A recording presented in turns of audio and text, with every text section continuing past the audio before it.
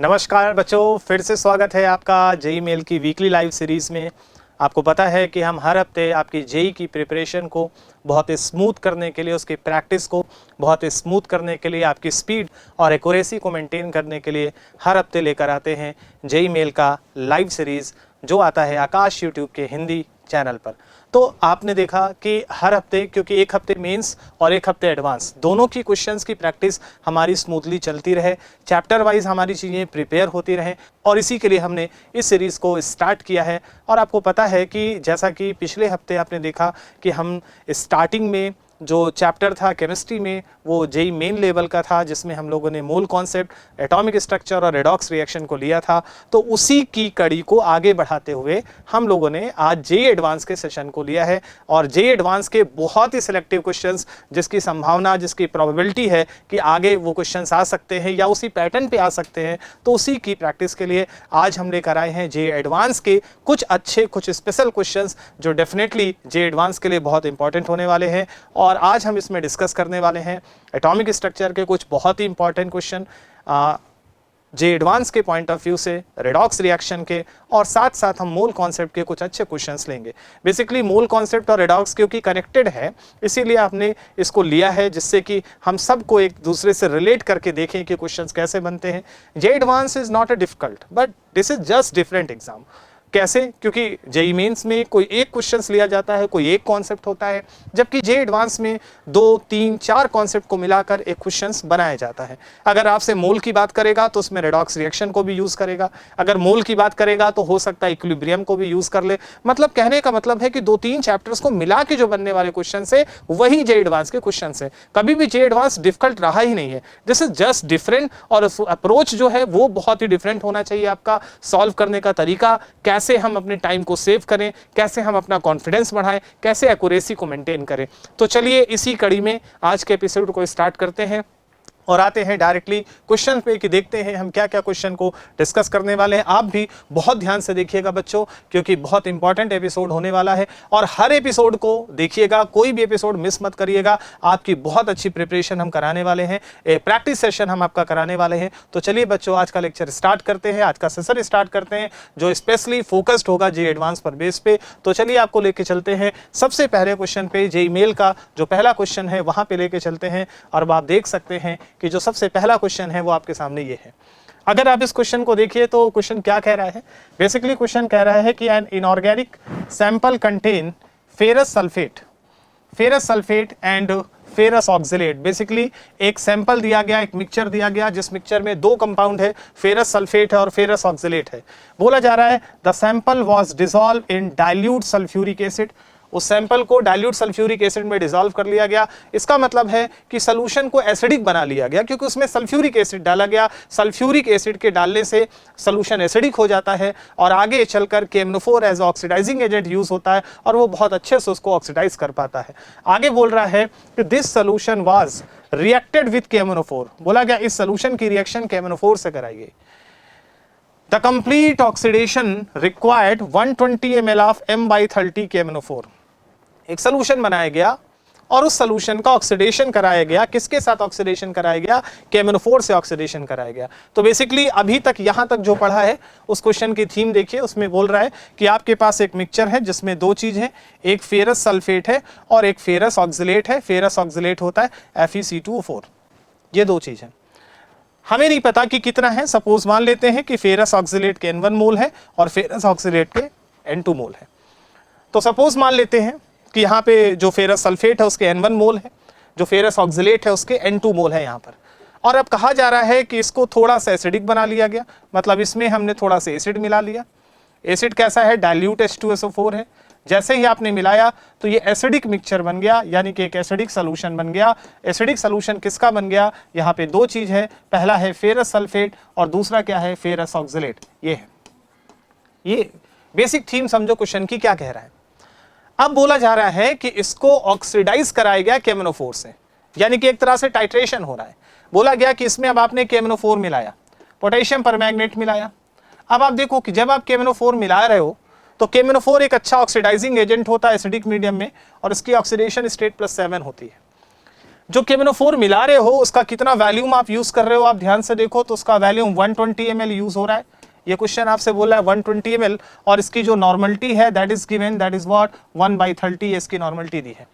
तो जब आपने इसमें KMnO4 मिलाया तो KMnO4 इसको ऑक्सीडाइज करा रहा होगा, तो सीन कुछ इस तरह सा क्रिएट हो रहा है। आगे बोल रहा है, तो अब आप देखो ध्यान से समझने वाली बात है कि मैं केवल यहीं तक की बात कर रहा हूं कि यहां तक क्या हो रहा होगा, यहां तक। इसके अगले स्टेप में हम जाएंगे।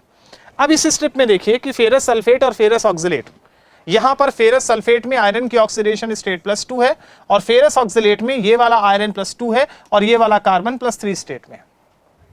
जब KMnO4 इसको ऑक्सीडाइज करेगा तो इसके ऑक्सीडेशन के लिए जो KMnO4 चाहिए उसका कितना वैल्यूम चाहिए, 120 ml, मोलरिटी कितनी है 1/30।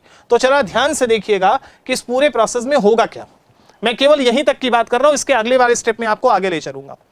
तो अब आपके पास देखिए दो चीज है, फेरस सल्फेट है, फेरस ऑक्सिलेट है। जो फेरस सल्फेट है उसका ऑक्सीडेशन होगा कैसे, अगर KMnO4 से उसका आप ऑक्सीडेशन कराते हो, मीडियम क्योंकि एसिडिक आपने रखा है H+, तो जो Fe+2 है that is converted into Fe+3, और जो Mn है दैट इज +7, और ये +7 से चला जाएगा +2 में। सो यहां से आपको दिख रहा है क्लियरली कि Fe का जो N फैक्टर है, इस केस में जो N फैक्टर आएगा आप FeSO4, इसका जो N फैक्टर है वो कितना, इधर +2 उधर +3 यानी कि 1 है। और N फैक्टर की बात करें किसका, KMnO4 का, तो जो KMnO4 का N फैक्टर है दैट विल बी 5। वो ये रिएक्शन हो गई पहली रिएक्शन।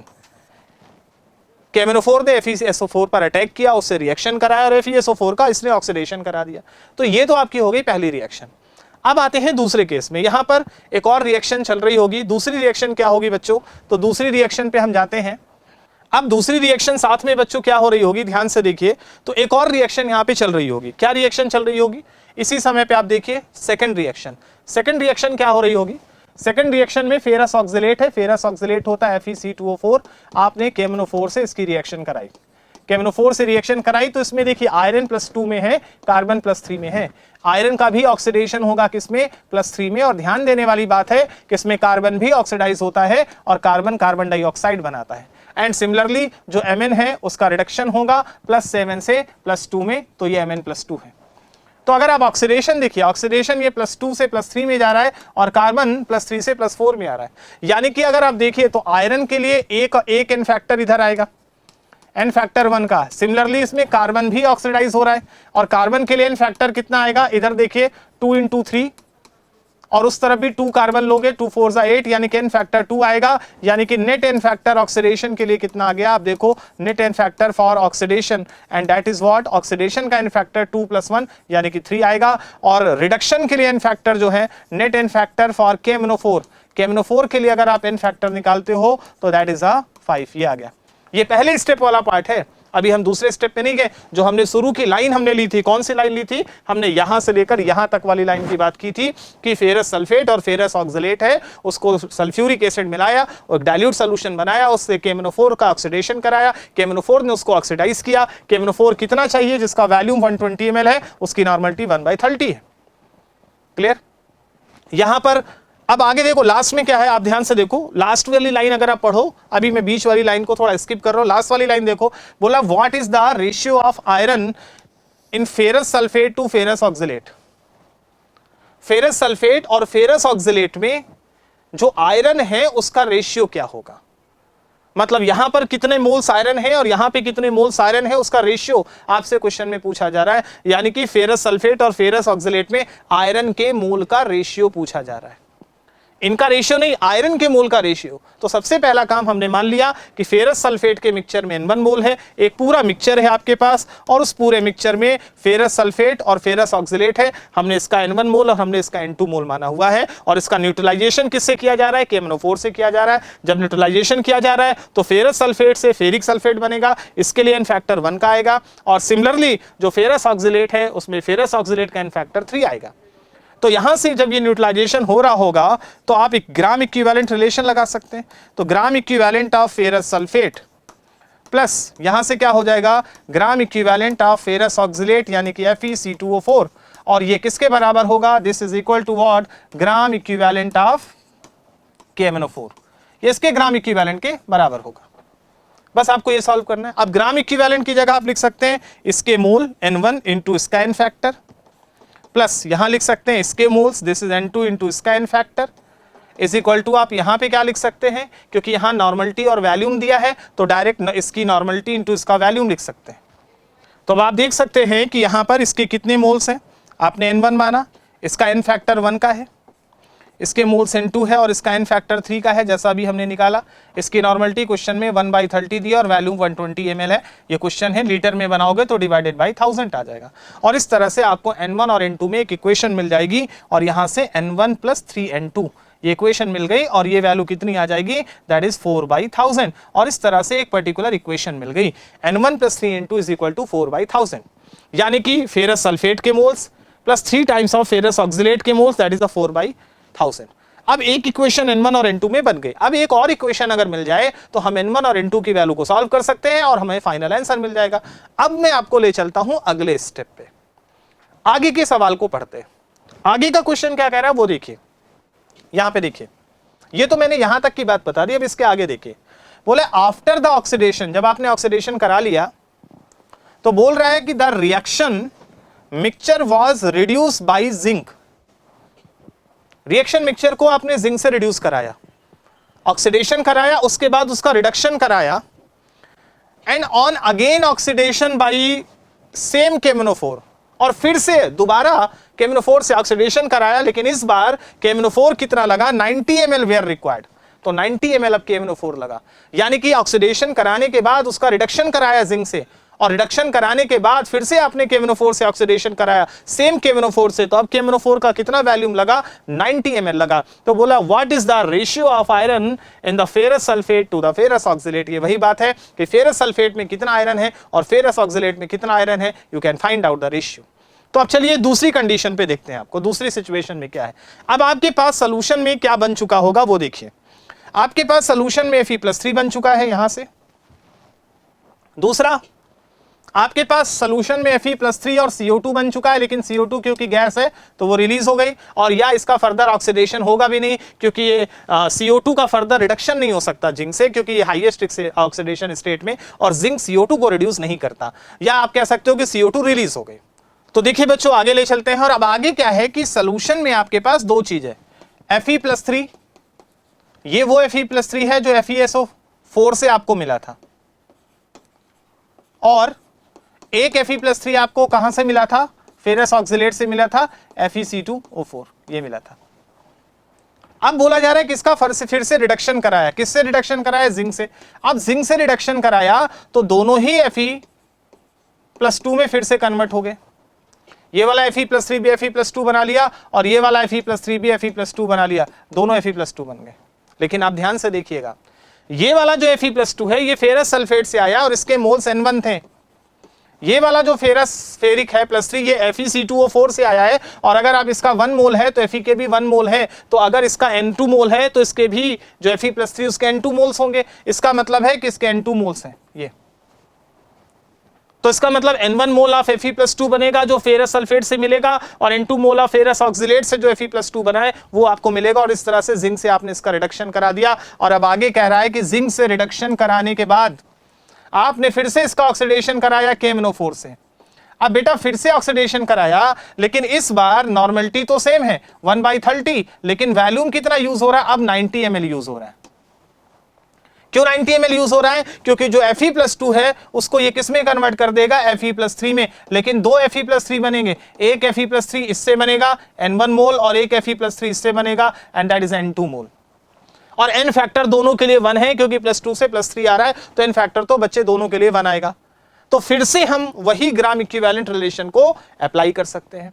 तो रिलेशन अप्लाई करते हैं, और बच्चों आपको पता है कि अब यहां से जो ग्राम इक्विवेलेंट होगा, ग्राम equivalent of Fe+2 after reduction जो मिला है, that is also gram equivalent of KMnO4, क्योंकि KMnO4 फिर से इसको ऑक्सीडाइज करेगा।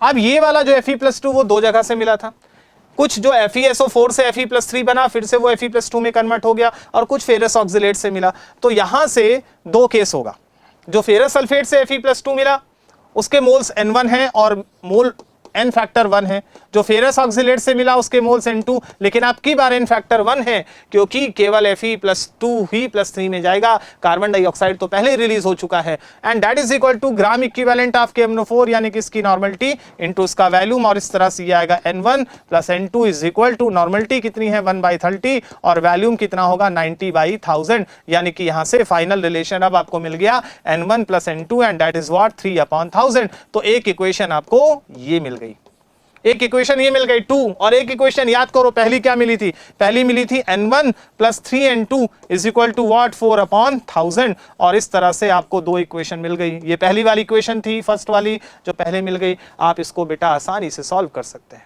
आप इसको आसानी से सॉल्व करिए और आपको बेटा फाइनल वैल्यू मिल जाएगी। दो इक्वेशन है, दो अननोन है, आप इसको आसानी से सॉल्व कर सकते हैं। अगर आप इसको माइनस माइनस माइनस कर दें तो ये कैंसिल हो जाएगा और फाइनली आप इस पूरे एक्सप्रेशन को सॉल्व कर सकते हैं। और यहां से आप देखिए तो आपको फाइनल एक वैल्यू मिल जाएगी। कितनी वैल्यू मिलेगी, ये तो आपका कैंसिल हो गया, ये कितना बचेगा -2N2, और ये वैल्यू क्या कितना होगा -4/1000 एंड +3/1000। आपको वैल्यू यहां से ये मिलेगी और इस तरह से आप इसको सॉल्व करेंगे तो जो N2 होगा दैट इज व्हाट 1/2000 और N2 मिल गया 1/2000।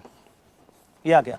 इस N2 को यहां पे रिप्लेस कर सकते हैं। जब आप इस N2 को यहां पे रिप्लेस करेंगे तो फाइनली आप इसको सॉल्व करके देखिए, कहीं भी रिप्लेस कर दीजिए, आप इसको यहां पे रिप्लेस करिए, रिप्लेस करके देखिए तो आप यहां से N1 और N2 की वैल्यू आपको मिल चुकी है बेटा। कितनी मिल चुकी है N2 की वैल्यू, दैट इज 1/2000। आप इसको सॉल्व करिए एंड दैट इज व्हाट 3/1000। ये है आपके पास इक्वेशन, सॉल्व करिए। N1 बराबर ये होगा 3/1000 और ये है बेटा 1/2000। आप एलसीएम लेके सॉल्व कर सकते हो और यहां से N1 की वैल्यू आपको 5 मिल जाएगी and N1 is equal to 5।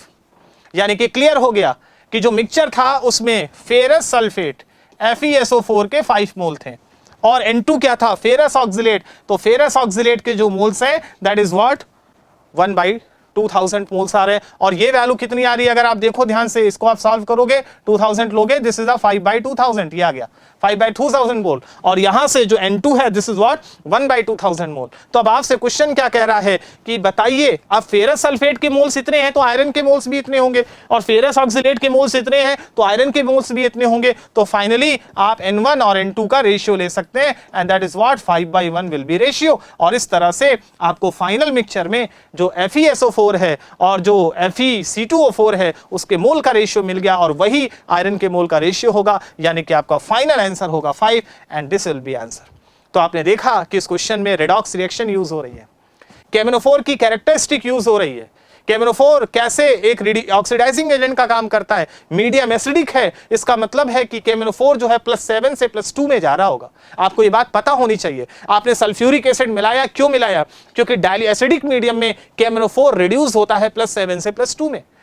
तो बेसिकली फेरस ऑक्सिलेट का ऑक्सीडेशन दो पार्ट में होता है, Fe+2 से +3 जाता है और कार्बन +3 से +4 में जाता है। तो बेसिकली रेडॉक्स टाइट्रेशन है, ये रेडॉक्स रिएक्शन का अच्छा यूज किया गया और उसको मिलाकर एक बेहतरीन सवाल बनाया गया। तो बच्चे एडवांस का ये सवाल था, कोई बहुत बड़ा नहीं है बट आपका बेसिक कॉन्सेप्ट से उठा हुआ सवाल है। तो बच्चों ये पहला क्वेश्चन था और अब मैं आपको ले चलता हूं अगले क्वेश्चन की तरफ। आई होप आपको समझ में आया होगा। अगर फिर भी कोई कंफ्यूजन है तो आप कमेंट सेक्शन में अपने कमेंट डाल सकते हैं, उसका एक्सप्लेनेशन आपको मिल जाएगा बेटा, उसका आंसर मिल जाएगा। नाउ हम चलते हैं अगले सवाल की तरफ और अब देखते हैं हमारा अगला क्वेश्चन क्या है। ये सवाल आ गया आपके सामने और ये सवाल फिर से देखिए तो एटॉमिक स्ट्रक्चर से रिलेटेड सवाल है, ध्यान से देखिए। एटॉमिक स्ट्रक्चर का सवाल है, electron in a single electron species.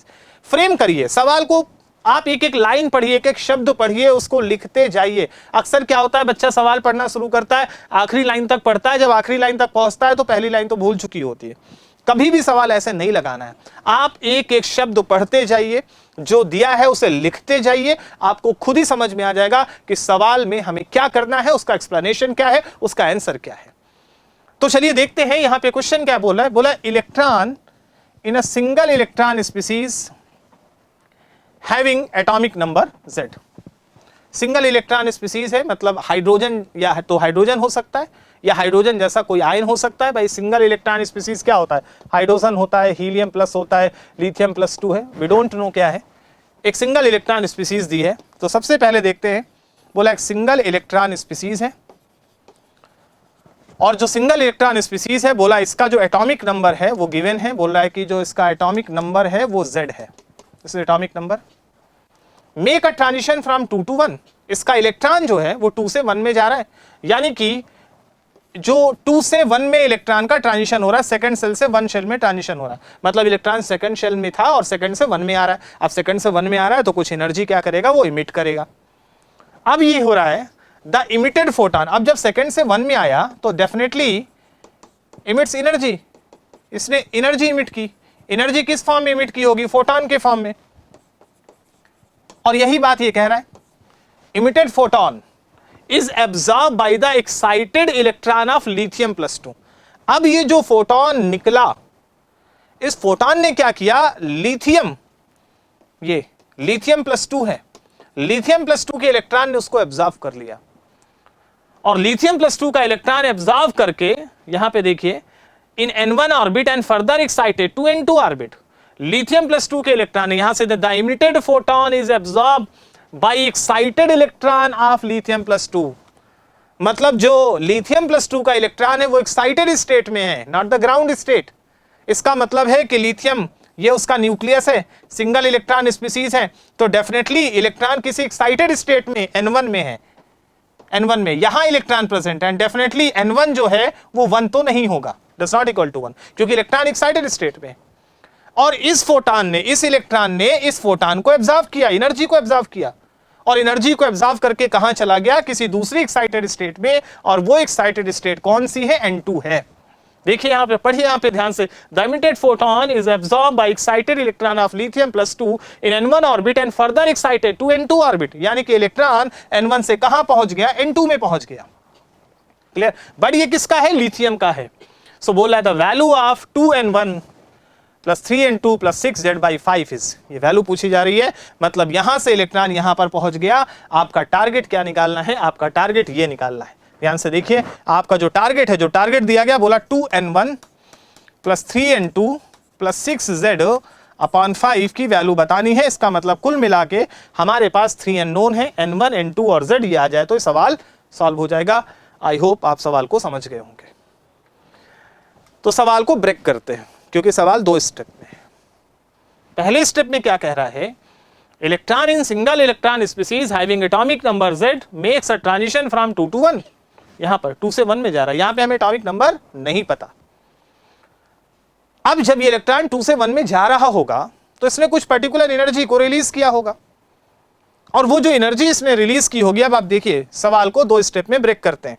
First step में कुछ ऐसा होगा, फर्स्ट स्टेप, जब इलेक्ट्रॉन 2 से 1 में जा रहा होगा तो जो डेल्टा ई होगा, डेल्टा ई आप निकाल सकते हो, -13.6 z²/n² होता है। तो यहां से जो बेटा E2 माइनस E1 होगा, या E1 माइनस E2 जो डिफरेंस होगा, 2 से 1 में जा रहा है तो फाइनल माइनस इनिशियल लेंगे।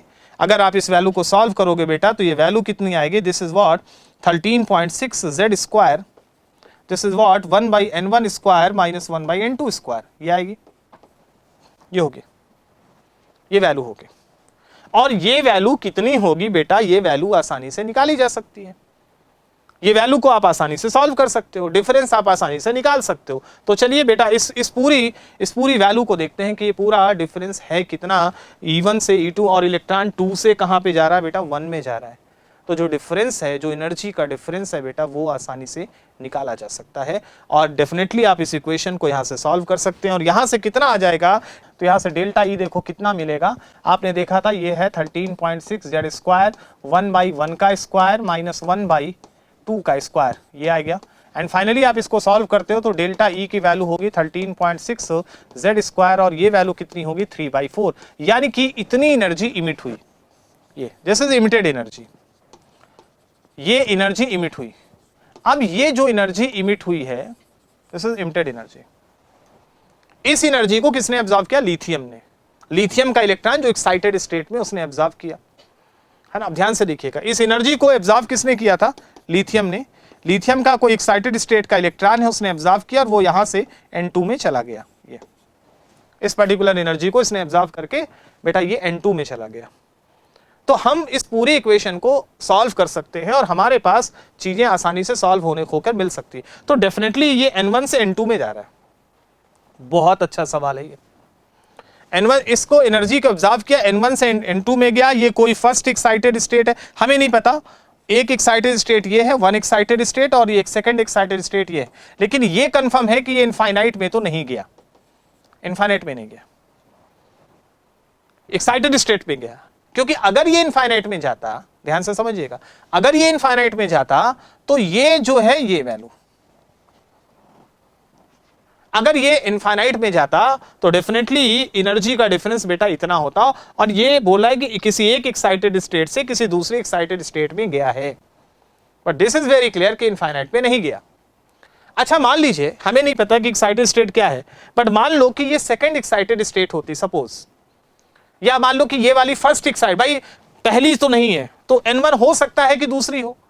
अब अगर मान लो कि ऐसा एक केस मान सकते हैं कि अगर मान लीजिए कि जो N1 है, अगर मान लो कि N12 होता, सपोज N12 होता, this is first excited state, तो इसकी जो एनर्जी आती वो आती -13.6 Z²। Z का मतलब कितना हो गया, एटॉमिक नंबर लिथियम का 3, Z² मतलब ये 9 होता, एंड अपॉन N1² यानी कि ये 4 होता, दिस इज 9/4 ये आता।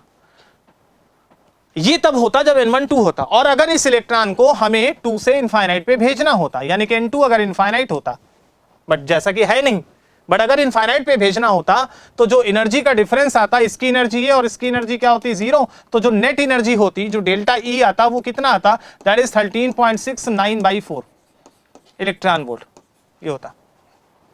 बट ये तब होता जब इलेक्ट्रॉन यहां से इनफाइनाइट पे जाता, है ना, 13.69/4। लेकिन एक इनफाइनाइट पे नहीं जा रहा। अब इनफाइनाइट पे नहीं जा रहा, इसका मतलब ये किसी हायर एक्साइटेड स्टेट में जा रहा है। तो बेटा ये वाली जो एनर्जी है, ये वाली एनर्जी इस एनर्जी से तो कम ही आएगी। और ये वाली एनर्जी है कितनी, वो आपने देखा कि ये वाली जो एनर्जी आ रही है, अगर इलेक्ट्रॉन यहां पर होता तो ये एनर्जी होती 13.69/4 इलेक्ट्रॉन वोल्ट। बट यहां नहीं जा रहा, वो किसी एक्साइटेड स्टेट में जा रहा है, इनफाइनाइट में नहीं जा रहा। तो इसका मतलब ये वाली जो एनर्जी होगी, अगर इस एनर्जी को डेल्टा E1 और इस एनर्जी को डेल्टा E2 ले ले, तो दिस इज वेरी क्लियर कि जो डेल्टा E2 है वो डेल्टा E1 से तो बेटा कम ही होगा, क्योंकि इनफाइनाइट पे जाने के लिए इतनी एनर्जी चाहिए, यहां आ रहा है तो इससे कम एनर्जी चाहिए। और ये जो डेल्टा E2 है ये आपको पता है, ध्यान से देखो, ये वाली एनर्जी, यही वाली एनर्जी लेकर वो यहां पे जा रहा है, तो दिस इज वेरी क्लियर कि delta E2 less than delta E1 होना चाहिए। और डेल्टा E2 यानी कि यहां से एक कॉन्सेप्ट मिला, अब देखो यहां से 2 पार्ट है, तो इसका मतलब है कि जो डेल्टा E2 है that should be less than delta E1। और डेल्टा E2 है कितना, this is what 13.6 Z² into 3/4, and this is what less than, ये लेस देन किससे होना चाहिए, इससे, यानी कि 13.69/4 ये होना चाहिए बेटा। यानी कि यहां से आप सॉल्व करोगे तो Z² should be less than 3, यानी कि Z² 3 से कम होना चाहिए। अब बेटा Z² की वैल्यू 3 से कम होनी चाहिए। अब Z की वैल्यू अगर 1 है तो 1 का स्क्वायर 1 होगा, ठीक है, लेकिन Z की वैल्यू अगर 2 है तो 2 का स्क्वायर 4 हो गया, तो एटॉमिक नंबर 2 तो हो ही नहीं सकता, 1 से ज्यादा कुछ नहीं हो सकता। Z की वैल्यू 3 है तो 3 का स्क्वायर तो 9 होता, 9 3 से कम थोड़ी है। इसका मतलब एक ही पॉसिबिलिटी है, तो ओनली पॉसिबिलिटी, तो इस सिचुएशन में केवल एक ही पॉसिबिलिटी है बेटा, और वो पॉसिबिलिटी कौन सी है, ओनली पॉसिबिलिटी दैट इज की Z की वैल्यू 1 हो। ये इक्वलिटी तभी फॉलो होगी जब Z 1 हो। इसका मतलब है कि एक बहुत अच्छे तरह से सवाल को फ्रेम किया गया, और आप सोचिए कि ये वाली वैल्यू इससे कम आनी चाहिए, मतलब बहुत अच्छा लॉजिक यूज किया गया, क्योंकि Z निकालने के लिए हमारे पास कोई ऑप्शन नहीं है, 3 अननोन है, N1 N2 और Z, और बहुत अच्छे से सवाल को फ्रेम किया गया। तो इसका मतलब यह है कि जो Z की वैल्यू है वो 1 से ज्यादा हो ही नहीं सकती, यानी कि दिस इज वेरी कंफर्म कि Z विल बी 1, और यहां से पता चल गया कि Z की वैल्यू 1 है। Is it clear? अब आपको Z का अनुमान हो गया, Z पता चल गया, Z है 1। अब आपके पास 2 ऑप्शन बचता है, N1 और N2 निकालना। तो एक चीज तो आ गई कि Z होगा 1। क्लियर बच्चों? दूसरा, ये वाला जो डिफरेंस है, ये डिफरेंस हमें पता, ये डिफरेंस कितना है, ये वैल्यू ये है, ये डिफरेंस ये है 13.6 Z² 3/4, ये डिफरेंस आपका ये है। तो यहाँ पे अगेन हम एक फार्मूला लगा सकते हैं, तो एक तो क्लियर है कि Z 1 हो गया। अब अगेन देखिए यहाँ पे N1 एक्साइटेड स्टेट से N2 एक्साइटेड स्टेट में जा रहा है, तो हम यहाँ से फार्मूला लगा सकते हैं अगेन। तो यहाँ से देखिए अगेन, यहाँ से आप क्या लिख सकते हैं, अगेन यहाँ से डेल्टा E लिखिए, डेल्टा E कितना हो गया, this is what 13.6 Z², this is what 1/N1² minus 1/N2², ये आ गया, ठीक है, ये है। देखो अच्छा यहां से देखना, ये N1 ये एक्साइटेड स्टेट का नंबर आएगा बेटा, ये एक्साइटेड स्टेट का नंबर आएगा, ये ध्यान समझिएगा। अब आप यहां से देखिए तो डेल्टा E, अब डेल्टा E की वैल्यू अभी आपने निकाली थी, डेल्टा ई को ध्यान से देखिए कितना है 13.6 जेड स्क्वायर इंटू 3/4, यानी कि वैल्यू है कितना 13.6। यहां से देखिए this is what Z square into 3/4 है ना, जेड स्क्वायर इंटू व्हाट 3/4, और यहां से वैल्यू कितनी आएगी 13.6। ये लिथियम के लिए है, ये वाला किसी दूसरे एटम के लिए जिसका एटॉमिक नंबर आपने 1 निकाला है, ये कोई दूसरा एटम है Z square, and this is what 1/n1 square minus what 1/n2 square, ये वैल्यू है। अब यहां से देखिए जेड हमें किसका पता था, जो पहला वाला एटम था उसका जेड हमने 1 निकाला है, समझ में आ रही बात। तो यहां से ये वैल्यू है 13.6 और z उसका आया है 1, तो 1 का स्क्वायर इंटू व्हाट 3/4, और यहां से ये 13.6 बेटा ये लिथियम का z, ये पर्टिकुलर हम बात लिथियम के लिए कर रहे हैं, तो उसका एटॉमिक नंबर कितना 3 का स्क्वायर। हमारा टारगेट है 1/n1 square minus 1/n2 square, ये वैल्यू को सॉल्व करना है। इसको सॉल्व करेंगे तो यहां से देखिए 13.6 से 13.6 कैंसिल हो जाएगा। क्लियर है बच्चों? अगेन आप इसको सॉल्व करिए, ये वैल्यू होगी 9 और ये वैल्यू होगी बेटा कितना 3, है ना। अगेन आप इसको सॉल्व करेंगे क्योंकि ये वैल्यू कितनी बच रही है, ये वैल्यू 3/4 है और ये 13.6 जेड स्क्वायर यानी कि वैल्यू 9 है। तो यहां से देखिए दिस इज व्हाट, ये वैल्यू है 3/4 और ये वैल्यू कितनी है बेटा, ये है 9, और यहां से क्या this is 1/n1 square minus 1/n2 square. इस पूरे इक्वेशन को बेटा सॉल्व करना पड़ेगा, n1 और n2 को इसको कंपेयर करके आपको वैल्यू निकालनी पड़ेगी। ये इसको इस तरह से रखा जाए कि 3/4 आ जाए। और 3/4 कैसे आ सकता है, आप सोचो कि अगर हम कुछ ऐसा कर दें, n1 और n2 का एडजस्टमेंट देखो, समझो n क्या ले सकते हैं, n2 क्या ले सकते हैं, तो n1 और n2 का एडजस्टमेंट आपको देखना पड़ेगा बेटा। तो चलो इसको कंपेयर कर लें क्योंकि ये वैल्यू इसके बराबर आ रही चाहिए। तो जरा सोचिए कि अगर हम यहां से n1 की वैल्यू बच्चों 3 रख दें और n2 की वैल्यू को 6 रख दें, ठीक है, n1 को 3 रख दे, n2 को 6 रख दे। अगर आप ये रखें तो जरा इस वैल्यू को सॉल्व करो, आ कितना रहा है 9, 1/3 का स्क्वायर यानी कि 9 एंड 1/6 का स्क्वायर यानी कि 36 ये आ रहा है। अगर आप इसका एलसीएम लेते हो तो कितना आएगा 9 इंटू, यहां से जरा ध्यान से देखो, एलसीएम हो गया 36, ये आ गया, तो ये वैल्यू हो गई 4 - 1, ये आ गया आपकी वैल्यू, ये 3/36। इसको सॉल्व करो तो पूरी वैल्यू सॉल्व करके देखो तो ये वैल्यू 3/4 आ रही है। इसका मतलब है कि अगर n1 को 3 और n2 को 6 रख दें तो 3/4 आ जाएगा, यानी कि यहां से n1 और n2 भी आ गया। यानी कि फाइनली अब आपको पता चल गया कि n1 की वैल्यू 3, n2 की वैल्यू 6, यानी कि क्या क्या पता चल गया। पहला कि z आपने निकाला था 1 है, n1 कितना होगा 3 होगा, n2 कितना होगा 6 होगा, ये सारी वैल्यू सॉल्व होके आ गई। अब आते हैं फाइनली क्वेश्चन आपसे क्या कह रहा था, फाइनल क्वेश्चन को ध्यान से देखिए बेटा। फाइनल पूछ रहा था 2n1 + 3n2 + 6z/5 क्या होगा।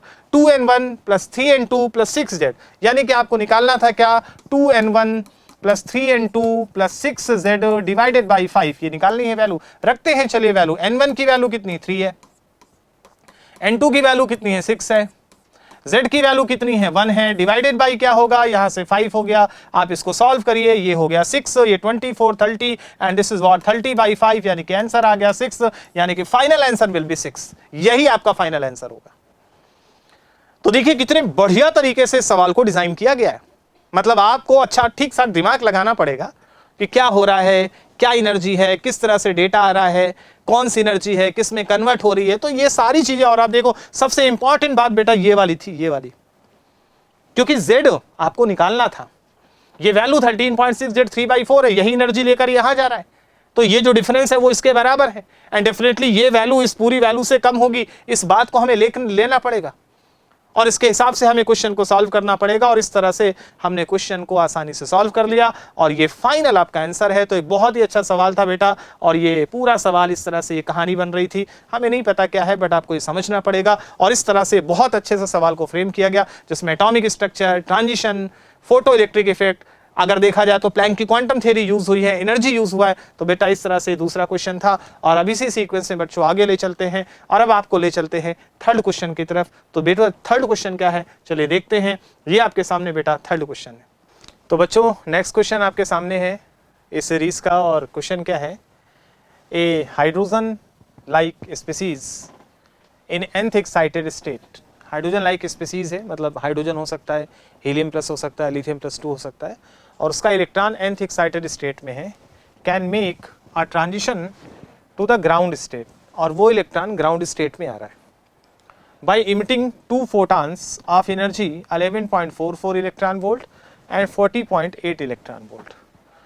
मतलब ये पहला एक केस दिया है कि हाइड्रोजन या हाइड्रोजन लाइक कोई स्पीसीज है, उसका इलेक्ट्रॉन nth एक्साइटेड स्टेट में है और वो ग्राउंड स्टेट में जा रहा है और इस पूरे प्रोसेस के दौरान वो 2 फोटॉन्स इमिट कर रहा है जिसकी एनर्जी कितनी है 11.44 electron volt and 40.8 electron volt. तो पहले यहाँ से लेकर यहाँ तक का सीन समझते हैं। हाइड्रोजन लाइक स्पीसीज है, उसका इलेक्ट्रॉन nth एक्साइटेड स्टेट में है, मान लेते हैं कोई हाइड्रोजन लाइक स्पीसीज है और उसका electron we don't know nth excited state में। दिस इज एक्साइटेड स्टेट, ये ध्यान रखिएगा, एक्साइटेड स्टेट है, nth एक्साइटेड स्टेट। इसका मतलब नंबर ऑफ शेल इससे एक ज़्यादा होगी n+1, क्योंकि जैसे फर्स्ट एक्साइटेड स्टेट का मतलब सेकंड शेल होती है, तो nth एक्साइटेड स्टेट का मतलब n+1 शेल होगी। ये बात आप ध्यान रखिएगा, अभी इसका यूज़ करेंगे। तो इलेक्ट्रॉन nth एक्साइटेड स्टेट में है और nth एक्साइटेड स्टेट से वो ग्राउंड स्टेट में आ रहा है और इस दौरान वो 2 फोटॉन्स इमिट कर रहा है। तो अब अपन को नहीं पता, क्योंकि 2 फोटॉन निकल रहा है, इसका मतलब इसका 2 बार ट्रांजिशन हो रहा हो। एक बार मान लीजिए किसी एक शेल में आया, ट्रांजिशन हुआ, फिर ये ट्रांजिशन हुआ, और इस पूरे प्रोसेस के दौरान एक बार इसने जो एनर्जी निकाली वो 11.44 इलेक्ट्रॉन वोल्ट निकाली और दूसरे बार जो इसने एनर्जी निकाली दैट इज 40.8 इलेक्ट्रॉन वोल्ट, यानी कि दूसरे बार इसने 40.8 इलेक्ट्रॉन वोल्ट एनर्जी निकाली और ये ग्राउंड स्टेट में, ग्राउंड स्टेट का मतलब n बराबर 1 में आ गया। तो इस पूरे प्रोसेस के दौरान इसने टोटल एनर्जी कितनी निकाली है, that is what 40.8 plus 11.44 electron volt, इतनी एनर्जी इसने निकाली होगी। आप इसको सॉल्व कर सकते हैं और सॉल्व करेंगे तो आपको वैल्यू मिल जाएगी। आप इसको सॉल्व करते हैं तो टोटल वैल्यू कितनी आ जाएगी, आप इसको सॉल्व करिए तो दिस इज व्हाट 52.44 आ जाएगी, यहाँ से 52.24 इलेक्ट्रॉन वोल्ट आ जाएगी। ये एनर्जी है, ये वो एनर्जी है जब इलेक्ट्रॉन किसी nth एक्साइटेड स्टेट से फर्स्ट शेल में आ रहा है, पहली शेल में आ रहा है, डी एक्साइटेशन हो रहा है। तो ये पहला केस दिया हुआ है, ठीक है। फिर इसमें एक और केस बनाया गया, आगे का सवाल देखते हैं। बोल रहा है कि the same atom in the nth excited state can make a transition to the first excited state. यानी कि अब एक दूसरी सिचुएशन क्रिएट की गई, उसमें बोला गया कि इलेक्ट्रॉन nth एक्साइटेड स्टेट से फर्स्ट एक्साइटेड स्टेट में आ रहा है, दैट मीन्स वो सेकेंड शेल में आ रहा है।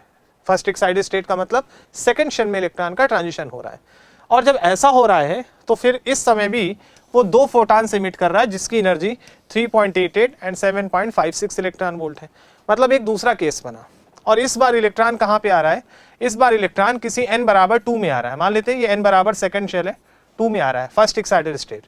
तो अब ये फिर से 2 एनर्जी निकाल रहा है। मान लीजिए कि पहले यहाँ से यहाँ तक आने में टोटल इसने 2 बार एनर्जी निकाली है, और वो एनर्जी है कितनी, एक बार इसने निकाला है कितना, यहाँ से देखिए 3.88 और दूसरी बार 7.56, यानी कि यहाँ पर एक बार इसने एनर्जी निकाली है 3.88 इलेक्ट्रॉन वोल्ट, प्लस इसने एक और एनर्जी निकाली है कितना 7.56। ये दूसरी बार का केस है, राइट। अब इस बार जो एनर्जी निकल रही है तो इस बार टोटल एनर्जी कितनी इमिट कर रहा है, ई टोटल। अब इस बार की जो एनर्जी है that is 3.88 plus 7.56 electron volt. आप इसको ऐड कर सकते हैं और आपको टोटल वैल्यू मिल जाएगी। दिस इज व्हाट 8 6 14 4 आ गया, 8 5 13 1 14, यहाँ पे भी 4 आ गया, यहाँ पे 1 आया, यानी कि 11.44 इलेक्ट्रॉन वोल्ट। इस बार एनर्जी 11.44 इलेक्ट्रॉन वोल्ट निकाला। मतलब 2 केस में, जब ये पहली शेल में आ रहा है तो इतनी एनर्जी निकाल रहा है 52.24 इलेक्ट्रॉन वोल्ट, और जब ये दूसरी शेल में आ रहा है तो एनर्जी 11.44 इलेक्ट्रॉन वोल्ट निकाल रहा है। तो आपको बताना है on the basis of this information select the correct statement. Correct statement क्या है, ऑप्शन देखते हैं। ऑप्शन में बोला द स्पीसीज इज हीलियम। अब स्पीसीज हीलियम है या नहीं है, इसके लिए तुम्हें क्या पता होना चाहिए, Z एटॉमिक नंबर, क्योंकि अगर एटॉमिक नंबर पता चल जाए तो हमें पता चल जाएगा कि स्पीसीज हीलियम है या लिथियम है, यानी कि पहला टारगेट हमारा Z निकालना है। दूसरी बार कह रहा है the value of n is 4, n की वैल्यू जो है वो 4 है। The value of n is 5, बोला है कि n की वैल्यू 5 है। This is excited state, right, ध्यान से समझिएगा, एक्साइटेड स्टेट है, nth एक्साइटेड स्टेट है। तो यहां पर पूछा है कि एक्साइटेड स्टेट की वैल्यू क्या होगी। अब अगर मान लीजिए कि नंबर ऑफ शेल 5 आ रही है तो एक्साइटेड स्टेट 4th होगी, नंबर ऑफ शेल अगर 6 आ रही है तो एक्साइटेड स्टेट 5 होगी। तो आपसे एक्साइटेड स्टेट पूछ रहा है, तो हमें ये पता नहीं है कि वो किस पर्टिकुलर शेल में आ रहा है, तो हम मान लेते हैं कि वो किसी एक पर्टिकुलर शेल से आ रहा है, और वो सेल हम कोई एक पर्टिकुलर शेल मान लेते हैं, क्योंकि इसने एक्साइटेड स्टेट को इसने n माना हुआ है। तो हम एक काम करते हैं कि एक्साइटेड स्टेट को अगर n माना हुआ है तो नंबर ऑफ शेल को हम कुछ और मान लेते हैं, क्योंकि एक्साइटेड स्टेट का नंबर n है, सेल का नंबर तो n+1 होगा। इसलिए हम नंबर ऑफ शेल को कुछ एक्स वाई जेड हमारी जो मर्जी हम वो मान लेते हैं कि नंबर ऑफ शेल समथिंग है। यहाँ से हम एक काम कर सकते हैं कि नंबर ऑफ शेल को मानते हैं। तो यहाँ पे नंबर ऑफ शेल जो है वो हम कैसे मानेंगे, यहाँ पे देखिए ये इस तरह से एक काम करते हैं, थोड़ा सा देखिए यहाँ पे ये जो नंबर ऑफ शेल है ये nth एक्साइटेड स्टेट है। तो नंबर ऑफ शेल कुछ और मान लेते हैं कि जो नंबर ऑफ शेल है बेटा वो नंबर ऑफ शेल हम चेंज कर लेते हैं, नंबर ऑफ शेल को मान लेते हैं कि वो n1 है, सपोज n1 है। That should be much better क्योंकि एक्साइटेड स्टेट nth है, नंबर ऑफ शेल n1 मान लेते हैं।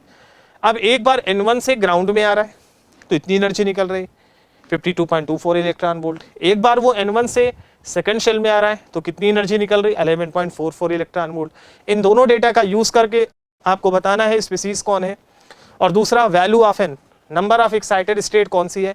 तो अगर नंबर ऑफ शेल पता चल गया तो उससे घटा देंगे तो नंबर ऑफ एक्साइटेड स्टेट आ जाएगी। तो चलिए स्टार्ट करते हैं। हाइड्रोजन लाइक स्पीसीज है और ये दो डेटा हमारे पास दिया है। तो चलिए बेटा सवाल को सॉल्व करते हैं। सबसे पहली कंडीशन में आते हैं, कंडीशन नंबर 1।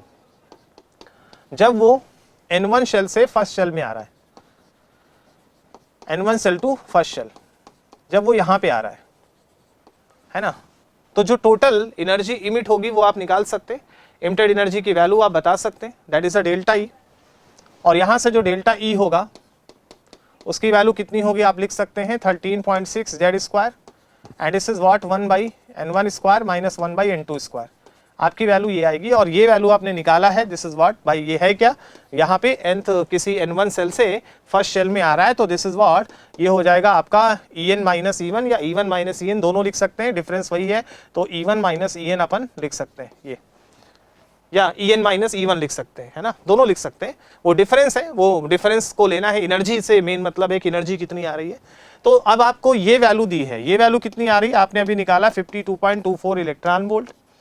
ये वैल्यू है 13.6 Z square 1/n1 square. n1 का मतलब किस पर्टिकुलर शेल में है। अच्छा एक चीज और बच्चों ध्यान रखना, यहाँ पे ये तो एक बेसिक फार्मूला होता है। n1 का मतलब है कि किस पर्टिकुलर शेल में आ रहा है, मतलब वो पहली शेल में आ रहा है, और n2 मतलब वो कहाँ से आ रहा है। तो हमने वो जो शेल मानी थी वो n1 मानी थी जहां से वो आ रहा है। तो हम एक काम कर सकते हैं बेटा कि इसको आप इस तरह से थोड़ा सा मॉडिफाइड कर सकते हैं जिससे कि आपको कंफ्यूजन ना हो। तो आप इसको थोड़ा सा चेंज कर लो क्योंकि इलेक्ट्रॉन जो है वो कहां से कहां पे आ रहा है वो देखना है। तो इलेक्ट्रॉन आपका आ रहा है n1 से और कहां पे आ रहा है n में आ रहा है, और n की वैल्यू क्या है 1 है, n की वैल्यू 1 है क्योंकि फर्स्ट में आ रहा है। तो आप इसको लिख सकते हैं 1/1 का स्क्वायर माइनस 1/, यहाँ से लिख सकते हैं n1 का स्क्वायर और आपको एक इक्वेशन यहाँ से मिल जाएगी, राइट। ये होगी एक इक्वेशन। फाइनली ये वैल्यू आपको मिलेगी 52.24 electron volt is equal to 13.6 Z square. ये होगा 1 माइनस 1/n1 का स्क्वायर। एक इक्वेशन आपको ये मिलेगी। सिमिलरली जब n1 से वो फर्स्ट एक्साइटेड स्टेट यानी कि सेकंड शेल में आ रहा था तो एक और कंडीशन यहाँ पे बनाई जा सकती है, कंडीशन नंबर 2। अब कंडीशन नंबर 2 में क्या है कि इलेक्ट्रॉन कहाँ है n2 से n1 से आ रहा है, मतलब ऊपर वाली शेल n1 है और अब n1 से इलेक्ट्रॉन कहाँ पर आ रहा है, इलेक्ट्रॉन n1 से सेकंड शेल में आ रहा है। तो यहाँ पे जो डेल्टा ई है वो हो गया 13.6 जेड स्क्वायर, यहाँ से 1/2 का स्क्वायर माइनस 1/n1 का स्क्वायर। वैल्यू आपकी ये हो जाएगी, है ना। बेसिकली यहीं से इस बार क्या होगा कि जो हमारा ये वैल्यू है n की वैल्यू वो सेकंड में आ रहा है तो हम उसकी वैल्यू को 2 मानेंगे। अब आप यहाँ से जो डेल्टा ई है वो आपने देखा है कि इस केस में डेल्टा ई 11.44 इलेक्ट्रॉन वोल्ट है। तो आपने यहाँ रख दिया, ये कितना आ गया 11.44 electron volt. This is what 13.6 Z square और इस बार ये वैल्यू आएगी 1/4 माइनस 1/n1 का स्क्वायर। आपका टारगेट है।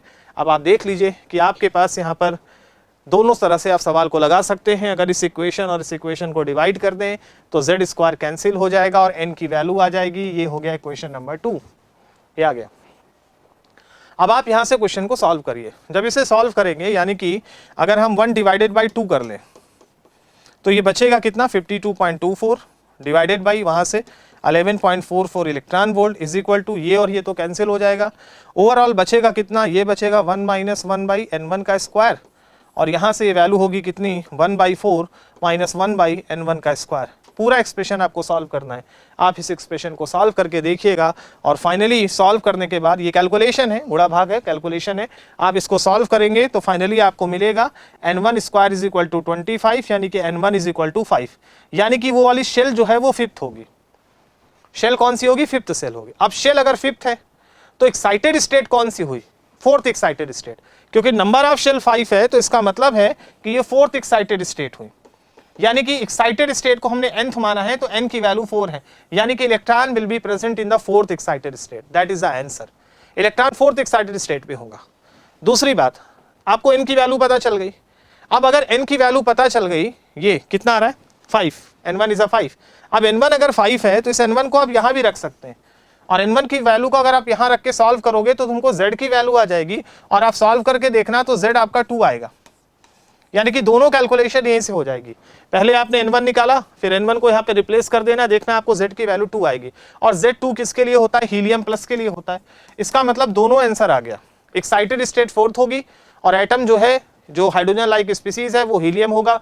यानी कि यहाँ से अब ऑप्शन चेक करें अगर, तो हमें यहाँ से आसानी से ऑप्शन मिल सकता है। और हमारा ऑप्शन क्या होगा वो देखिए, ये आ गया आपके पास दोनों आंसर। एक तो द स्पीसीज इज हीलियम, ये सही ऑप्शन है। लिथियम +2 गलत ऑप्शन है। The value of n is 4, excited state is 4, number of shell is 5, excited state is 4, तो ये सही ऑप्शन है। And the value of excited state is 5, no गलत, क्योंकि एक्साइटेड स्टेट 5 है तो नंबर ऑफ सेल 6 होगा, नहीं, जबकि नंबर ऑफ सेल 5 आ रही है, इसका मतलब ये आंसर गलत है। यानी कि आपके दो करेक्ट आंसर है, फर्स्ट एंड थर्ड।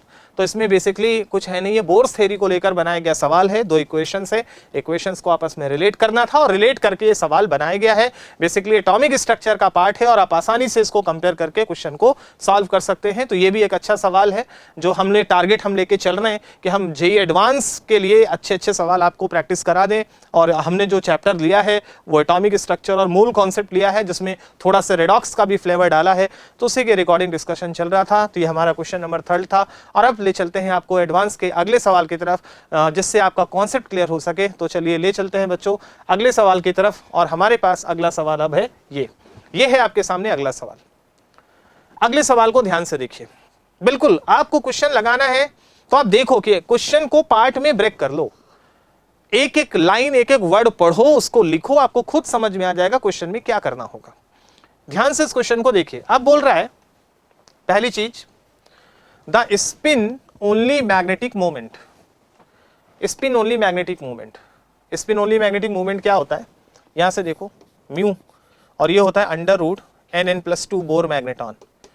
ये बोर मैग्नेटॉन, जहां पे n क्या होता है? नंबर ऑफ अनपेयर्ड इलेक्ट्रॉन होता है ना। ये मैंने केवल देखो एक वर्ड लिया और उसको पकड़ लिया और उसको लिख लिया, समझ में आने लगता है क्या करना होगा। पहली लाइन, पहला एक बोला कि the spin only magnetic moment, ये दिया है। ये स्पिन मैग्नेटिक मोमेंट का फार्मूला होता है √NN+2 बोर मैग्नेटॉन। इससे हम बताते हैं कि किसी आयन का कितना मैग्नेटिक कैरेक्टर है, जितना ज़्यादा अनपेयर्ड इलेक्ट्रॉन होगा उतना ज़्यादा मैग्नेटिक मोमेंट आएगा। और आप यहाँ पे वैल्यू रख सकते हो, क्योंकि जब n की वैल्यू 1 रखोगे आप, तो आप देखो कि स्पिन मैग्नेटिक मोमेंट की वैल्यू √ कितनी आ जाएगी? 3 आ जाएगी। ध्यान से देखो, 2 + 1 × 1, and this is what approximately 1.73 आ जाएगा बोर मैग्नेटॉन। n की वैल्यू 2 रखोगे तो म्यू जो है वो √8 आ जाएगा, राइट? कितना आ जाएगा? √8 आ जाएगा। √8 को सॉल्व करोगे तो अप्रॉक्सीमेटली 2.9 के आसपास आएगा। n की वैल्यू 3 रखोगे तो म्यू कितना आ जाएगा? अभी मैं आगे नहीं गया हूं, मैं थोड़ा सा कॉन्सेप्ट आपको ब्रीफ कर रहा हूं कि क्या यूज होता है मैग्नेटिक मूवमेंट में।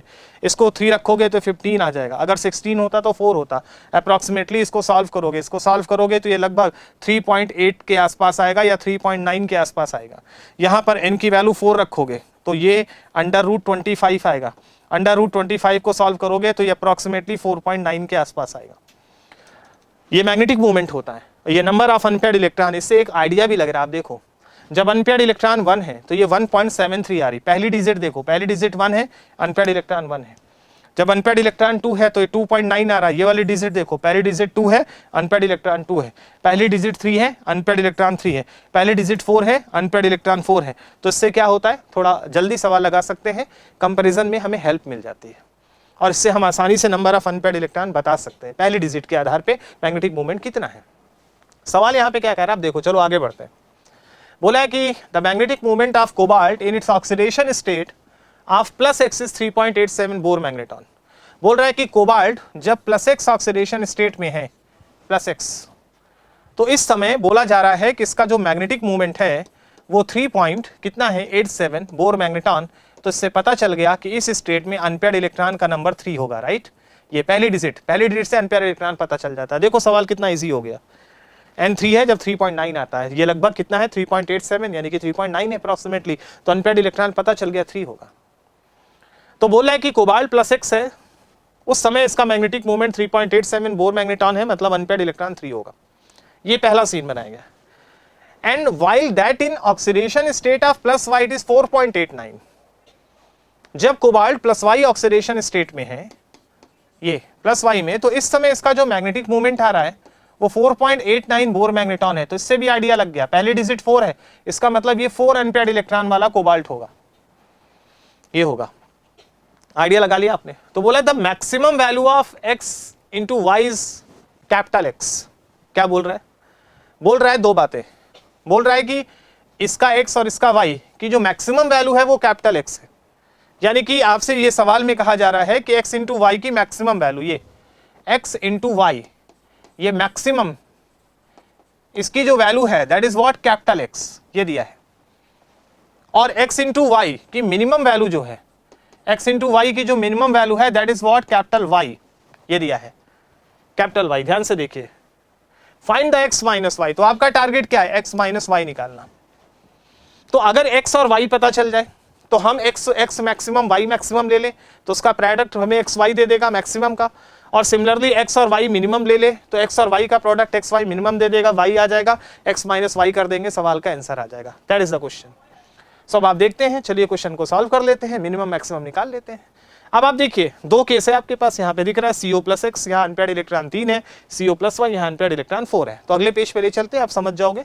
तो चलिए सबसे पहले आते हैं CO प्लस X, वो CO प्लस X जहां पर अनपेयर्ड इलेक्ट्रॉन की वैल्यू 3 है, ठीक है, 3 अनपेयर्ड इलेक्ट्रॉन। कोबाल्ट का एटॉमिक नंबर 27 होता है। अब कोबाल्ट का एटॉमिक नंबर 27 है और 3 अनपेयर्ड इलेक्ट्रॉन होने हैं, तो चलिए देखते हैं क्या हो सकता है। इन जनरल कोबाल्ट का कॉन्फ़िगरेशन होता है argon, this is the 3d7 4s2, ये होता है। डी के पास होते हैं 5 ऑर्बिटल, दिस इज 1 2 3 4 5, यहाँ 7 इलेक्ट्रॉन है, 3 4 5 6 एंड 7। एस के पास यहाँ पे 2 इलेक्ट्रॉन है। ये तो कोबाल्ट का है, लेकिन अब आपको कोबाल्ट प्लस X बनाना है, ऐसा बनाना है जिसमें 3 अनपेयर्ड इलेक्ट्रॉन हो। तो 3 अनपेयर्ड इलेक्ट्रॉन में 2 केसेस बन सकते हैं। अगर मान लीजिए यहां से देखिए 3 अनपेयर्ड इलेक्ट्रॉन का पहला केस, जब अनपेयर्ड इलेक्ट्रॉन 3 हो, 3 ही बचे, तो उसका पहला केस हो सकता है कि केवल ये 2 इलेक्ट्रॉन निकल जाए, क्योंकि जब ये 2 इलेक्ट्रॉन निकल जाएंगे यानी कि कॉन्फ़िगरेशन क्या हो जाए आर्गन, और ये क्या बचे केवल 3d7 एंड 4s0, ये बचे। तो 2 निकल गए, तो डी के पास ये 5 ऑर्बिटल है और 7 इलेक्ट्रॉन बच रहे हैं, 1 2 3 4 5 6 एंड 7। तो अनपेयर्ड इलेक्ट्रॉन देखिए यहाँ पे 3 बच रहे हैं, n बराबर 3। तो ये वाली स्टेट कब मिली? जब s से 2 इलेक्ट्रॉन निकल गए। इसका मतलब यहां कोबाल्ट की ऑक्सीडेशन स्टेट क्या होगी? 2 निकले यानी कि कोबाल्ट प्लस 2, यानी कि x की वैल्यू यहाँ पे 2 आ गई। 2 इलेक्ट्रॉन निकल गए, 3 अनपेयर्ड इलेक्ट्रॉन बचे। 3 कब बचेगा? जब 2 इलेक्ट्रॉन निकलेंगे, यानी कि कोबाल्ट ने 2 इलेक्ट्रॉन निकाला, तो कोबाल्ट की ऑक्सीडेशन स्टेट प्लस X है, प्लस X की वैल्यू 2 होगी, यहाँ X आ गया 2। अब दूसरा केस यहाँ पे बन सकता है, CO प्लस X का एक और केस बन सकता है, जब अनपेयर्ड इलेक्ट्रॉन्स कितने हो? 3 हो। तो एक और सिचुएशन में 3 अनपेयर्ड बच सकते हैं। कैसे? 2 ये निकल जाए, ध्यान से देखिए, 2 एक 3 एक 4 एक 5 एक 6 इलेक्ट्रॉन निकल जाए तो भी 3 अनपेयर्ड इलेक्ट्रॉन बचेंगे, यानी कि क्या हो सकता है? Cobalt plus 6। ध्यान से देखिए 6 निकल, क्योंकि अगर 6 निकल गए तो कॉन्फ़िगरेशन क्या बचेगा? आर्गन। यहाँ पे देखिए ये बचेगा 3d3 और ये होगा 4s0। 6 निकल गए बेटा, 6, 2 यहाँ से 3 4 5 6 निकल जाए। अगर CO प्लस 6 हो जाए तो कॉन्फ़िगरेशन ये बचेगा, और अगेन यहाँ पर D के पास 3 अनपेयर्ड इलेक्ट्रॉन बचेंगे, दिस इज 1 2 एंड 3, और ये केस भी हो सकता है, ये भी हो सकता है।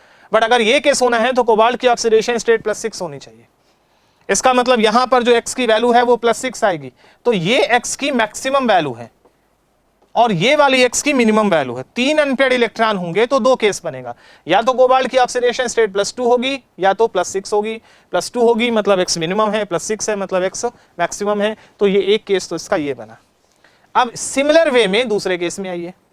दूसरा केस क्या है कि कोबाल्ट की ऑक्सीडेशन स्टेट है प्लस y, और इस केस में जो अनपेयर्ड इलेक्ट्रॉन है वो आ रहे हैं 4, है ना, ये देखिए ये 4 अनपेयर्ड इलेक्ट्रॉन। अब यहां पर y की मैक्सिमम और y की मिनिमम वैल्यू निकालनी पड़ेगी। किसकी ऑक्सीडेशन स्टेट मैक्सिमम और मिनिमम कब हो सकती है? जब 4 अनपेयर्ड इलेक्ट्रॉन हो। तो सिमिलरली कोबाल्ट पे आइए, कोबाल्ट का कॉन्फ़िगरेशन 27, ये होगा argon, this is what 3d7 and 4s2। अब आपके पास दो केस बनेंगे, पहला 4 अनपेड होने चाहिए। 4 अनपेड कैसे बच सकते हैं? देखिए डी के पास यहाँ 5 ऑर्बिटल, 1 2 3 4 5 7 इलेक्ट्रॉन, 1 2 3 4 5 6 और 7, और इसके पास यहाँ पे 2। अब आपको 4 अनपेड बचाने, 4 अनपेड, n बराबर 4, तो 4 कब बन सकते हैं? एक केस कि 2 यहां से निकल जाए, ध्यान से देखिए, और 1 यहां से निकल जाए, तो 4 अनपेड बनेंगे, यानी कि 3 इलेक्ट्रॉन निकल जाए। इसका मतलब है कि अगर कोबाल्ट +3 स्टेट में आ जाए, क्योंकि जैसे ही कोबाल्ट +3 स्टेट में आएगा तो कॉन्फ़िगरेशन हो जाएगा 3d6 एंड 4s0, 3 निकल गए। अब अगर 3d6 है तो डी के पास 5 ऑर्बिटल है, 1 2 3 4 5 और 6, और अब टोटल 4 अनपेड इलेक्ट्रॉन बच गए। यानी कि एक केस हो सकता है कि इसकी ऑक्सीडेशन स्टेट +3 हो, यानी कि y की वैल्यू यहां से एक केस हो सकता है कि +3 आ जाए। ठीक है, अब 4 अनपेड इलेक्ट्रॉन एक और केस में बच सकता है। कैसे? एक और केस हो सकता है कि 4 अनपेड इलेक्ट्रॉन बचने के लिए 2 ये निकले, 3 4 ये निकले, फिर 5 इलेक्ट्रॉन निकल जाए, तो भी 4 अनपेड इलेक्ट्रॉन बचेंगे। तो यहाँ पे 4 अनपेड इलेक्ट्रॉन एक और केस में बच सकता है कि 2 यहां से निकल जाए, है ना, 2 यहां से निकल जाए, 3 4 5 निकल जाए, 5 निकल जाए तो भी 4 ही अनपेड इलेक्ट्रॉन बचेंगे। यानी कि अगर कोबाल्ट +5 स्टेट में आ जाए, ध्यान से देखिएगा, अगर कोबाल्ट +5 स्टेट में आ गया तो टोटल आपने कितने इलेक्ट्रॉन निकाले? आप देखिए 5 निकाले, 5 निकाले तो 2 यहां से और 3 यहां से, यानी कि अब कॉन्फ़िगरेशन बचेगा आर्गन, और ये कितना हो जाएगा? यहां से देखिए 5 इलेक्ट्रॉन निकालेंगे, है ना, 2 यहां से निकला, 2 यहां से, 1 यहां से, टोटल 5 निकल गए, 2 इसमें से निकला, 3 इसमें से निकला, टोटल कॉन्फ़िगरेशन अब कितना बचा? 3d4। अब 3d4 में आइए तो डी के पास 5 ऑर्बिटल, 4s तो 0 हो गया। अब यहां से अगेन यहां पे देखिए 4 अनपेड इलेक्ट्रॉन फिर से बच रहे हैं, n बराबर 4 यहां पे भी। लेकिन ऐसा जब हुआ तो एक केस और बना जिसमें 4 अनपेड है, लेकिन इस बार 5 इलेक्ट्रॉन निकला, तो यहां ऑक्सीडेशन स्टेट +5 आ रही, और ये +5 मैक्सिमम है और ये मिनिमम है। यानी कि देखिए y की मिनिमम ऑक्सीडेशन स्टेट +3, मैक्सिमम होगी +5। सिमिलरली x की मिनिमम वैल्यू 2 है, x की मैक्सिमम वैल्यू 6 है। अब यहां से सवाल को सॉल्व कर लीजिए। तो अगर आपसे कहा जाए, पूछ क्या रहा था, बोला था x into Y, this is the minimum, तो x इंटू वाई मिनिमम कितना होगा? x की मिनिमम वैल्यू 2 और y की मिनिमम वैल्यू कितनी 3, तो ये वैल्यू आ गई 6, और इसको बोला कैपिटल X है। सिमिलरली x और y की मैक्सिमम वैल्यू, तो चलिए देखते हैं x की मैक्सिमम वैल्यू कितनी है, यहां से 6 आ रही, और y की मैक्सिमम वैल्यू कितनी 5 है, यानी कि ये 6 इंटू 5, यानी कि ये कितना आ गया 30, और ये वैल्यू बोला कैपिटल Y है, यही है। तो बोल रहा है कि x माइनस वाई या y माइनस एक्स का डिफरेंस क्या है, तो ये वैल्यू 30 है और ये वैल्यू 6 है। तो अगर आपको डिफरेंस लेना है तो यहाँ सवाल पे वापस आइए, देखिए x माइनस वाई का डिफरेंस पूछ रहा है, तो अगर आप डिफरेंस निकालते हैं तो आपको आसानी से मिल गया कि x माइनस वाई, एक वैल्यू आपकी कितनी है यहाँ पे देखिए, यहाँ पे एक्स वाई इज एक्स, अच्छा एक्स वाला मैक्सिमम है, then the maximum value of X Y is X, okay, उसको मैक्सिमम कर दीजिए, मतलब यहाँ पर जो मैक्सिमम वैल्यू उसको x मान लीजिए और जो मिनिमम है वो y मान लीजिए। दैट मीन्स ये कि इस वाले को x मान लीजिए और इस वाले को y मान लीजिए, ये है, तो वही बात है। तो इसका मतलब है कि यहां से आप इसको सॉल्व करते हैं तो x minus Y, maximum value 30 है, मिनिमम वैल्यू 6 आ रही है, यानी कि डिफरेंस कितना आएगा 24, यानी कि x माइनस वाई का डिफरेंस कितना होगा 24, and that will be the correct answer, यानी कि आपका जो करेक्ट आंसर होगा दैट विल बी 24। और इस तरह से इस क्वेश्चन को सॉल्व कर लिया। देखिए कितना बढ़िया सवाल बनाया गया, मतलब ऑक्सीडेशन एक सिंपल सा कॉन्सेप्ट है, ऑक्सीडेशन स्टेट, इसमें मैग्नेटिक मोमेंट यूज हुआ, अनपेड इलेक्ट्रॉन का कॉन्सेप्ट यूज हुआ, इलेक्ट्रॉनिक कॉन्फ़िगरेशन कैसे लिखते हैं वो यूज हुआ, ऑक्सीडेशन स्टेट यूज हुई, और इस तरह से क्वेश्चन को बहुत बढ़िया तरह से डिजाइन किया गया।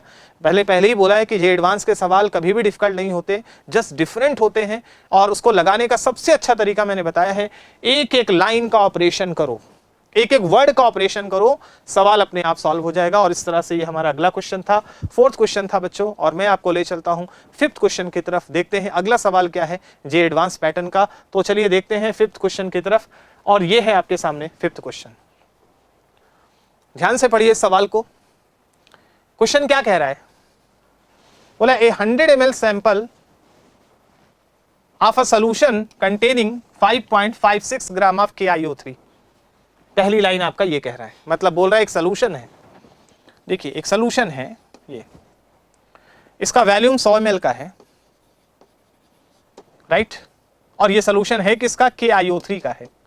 ये सोल्यूशन KiO3 का है और इसमें KiO3 का वेट कितना दिया है, वेट ऑफ KiO3 दिया, दिस इज व्हाट 5.56 ग्राम। ये पहली लाइन का मतलब है। React with 65 ml of 1 molar sodium sulphide. बोला इसकी रिएक्शन कराई जा रही है किससे, इसकी रिएक्शन कराई जा रही है सोडियम सल्फाइड से, यानी कि Na2SO3 से। ये रिएक्शन कराई जा रही है जिसका वैल्यूम कितना है 65 ml है और इसकी मोलरिटी कितनी है 1 है। इससे रिएक्शन कराई जा रही है बेटा। So what is the final oxidation state? What is the final oxidation state of iodine? Iodine की final oxidation state क्या होगी after the reaction is completed? मतलब जब ये रिएक्शन होगी और जो प्रोडक्ट बनेगा तो उस प्रोडक्ट में आयोडीन की ऑक्सीडेशन स्टेट क्या होगी। अब हमें सोचना पड़ेगा, मतलब एक तरह की रेडॉक्स रिएक्शन हो रही है। अब आप देखो कि यहां पर आयोडीन, मतलब आपको फाइनल प्रोडक्ट में आयोडीन की ऑक्सीडेशन स्टेट पता चल जाए तो सवाल लग जाएगा। वैसे अगर आपने थोड़ा बहुत समझा है, थोड़ा बहुत जानते हो, तो आपको पता है कि यहाँ पे आयोडीन +5 स्टेट में है और यहाँ सल्फर +4 स्टेट में है। सल्फर का ऑक्सीडेशन हो जाएगा, आयोडीन का रिडक्शन हो जाएगा। अब आयोडीन का रिडक्शन है तो +5 से जाएगा किस में भाई, +5 से 0 में जाएगा या +5 से -1 में जाएगा, ये अपन को नहीं पता है ना। तो किसी भी एक पर्टिकुलर स्टेट में वो बेटा जा सकता है। तो हमें नहीं पता कि वो आयोडीन किस स्टेट में जा रहा है, तो अपन एक काम कर सकते हैं कि ये पक्का है कि आयोडीन मान लेते हैं किसी एक स्टेट में जा रहा है। मान लेते हैं कि आयोडीन जो है उसकी ऑक्सीडेशन स्टेट X है, वो X में जा रहा है, X में जा रहा है। और सल्फर जो है डेफिनेटली सल्फर यहाँ पर, अच्छा यहाँ पर इसका रिडक्शन ही होगा बेटा, आयोडीन का रिडक्शन होगा, इसका रिडक्शन होगा, सल्फर का ऑक्सीडेशन होगा। सल्फर +4 है तो ऑक्सीडाइज होकर +6 में ही जाएगा। जनरली क्या होता है सल्फेट बनाता, थोड़ा बहुत हमें आइडिया होना चाहिए, सल्फेट बनाता जहां सल्फर +6 स्टेट में होगा। यहां पे सल्फर +4 से +6 में जा रहा है तो इसका जो N फैक्टर है वो कितना आएगा, 2 का आएगा, 2 का चेंज आ रहा है पर मोल के लिए। सल्फर की ऑक्सीडेशन स्टेट 2 पे चेंज हो रही है। सिमिलरली आयोडीन का N फैक्टर, अगर आप इसका देखो N फैक्टर ऑफ आयोडीन निकालते हैं या N फैक्टर फॉर KiO3 निकालते हैं, पूरे KiO3 के लिए N फैक्टर, तो इधर आयोडीन की ऑक्सीडेशन स्टेट कितनी 5 है, उधर कितना X है, तो दिस इज व्हाट 5 - X, ये है 5 - X, this will be N factor for the KiO3। ये है पूरा सवाल। एक तरह से रिडॉक्स रिएक्शन हो रही है और हमारा टारगेट क्या है, X निकालना। ये जो X है आयोडीन की ऑक्सीडेशन स्टेट क्या होगी वो निकालना है, दिस इज द क्वेश्चन। तो सीधा सीधा ये एक तरह का टाइट्रेशन का सवाल है। आप इक्विवेलेंस रिलेशन लगा सकते हैं, लॉ ऑफ इक्विवेलेंस लगा सकते हैं, उसको लगा के इस क्वेश्चन को बेटा आसानी से सॉल्व किया जा सकता है। क्या कह रहा है आप देखिए ध्यान से, जब ये दोनों के बीच में रिएक्शन हो रही होगी बेटा तो दोनों के ग्राम इक्विवेलेंट बराबर होंगे। हमेशा बराबर ग्राम इक्विवेलेंट रिएक्ट करते हैं, प्रोडक्ट के बराबर ग्राम इक्विवेलेंट बनते हैं, तो आप दोनों के ग्राम इक्विवेलेंट को बराबर कर सकते हो। आप बराबर करके देख लो, यहां से देखो दोनों के ग्राम इक्विवेलेंट, यानी कि आप लिख सकते हो gram equivalent of KiO3 that must be equal to what, gram equivalent of Na2SO3। ये दोनों के ग्राम इक्विवेलेंट बराबर होंगे। अच्छा, ग्राम इक्विवेलेंट निकालने का फार्मूला आपने पढ़ा है कि ग्राम इक्विवेलेंट को हम वेट को इक्विवेलेंट वेट से डिवाइड कर दे तो भी आ जाता है, मोल को N फैक्टर से मल्टीप्लाई कर दे तो भी आ जाता है, और नॉर्मलिटी को वैल्यूम से मल्टीप्लाई कर दे तो भी आ जाता है। यानी कि ग्राम इक्विवेलेंट आप इन तीनों में से किसी से भी निकाल सकते हैं। वो तो डिपेंड करता है सवाल की कंडीशन क्या है, क्योंकि हमें यहां पे देखो ध्यान से, हमें अगर N फैक्टर पता चल जाए 5 - X की वैल्यू तो आंसर आ जाएगा। तो हम इसके लिए N फैक्टर वाला टर्म्स यूज कर सकते हैं। तो यहां से आप लिख सकते हैं इसके मोल, राइट, इसके मोल लिख सकते हैं इनटू इसका N फैक्टर बराबर, इधर देखो इधर इसका मोलरिटी और वैल्यूम दिया है। हालांकि जो ग्राम इक्विवेलेंट है वो नॉर्मलिटी इंटू वैल्यूम होता है, तो N × V, इसको सॉल्व कर लीजिए।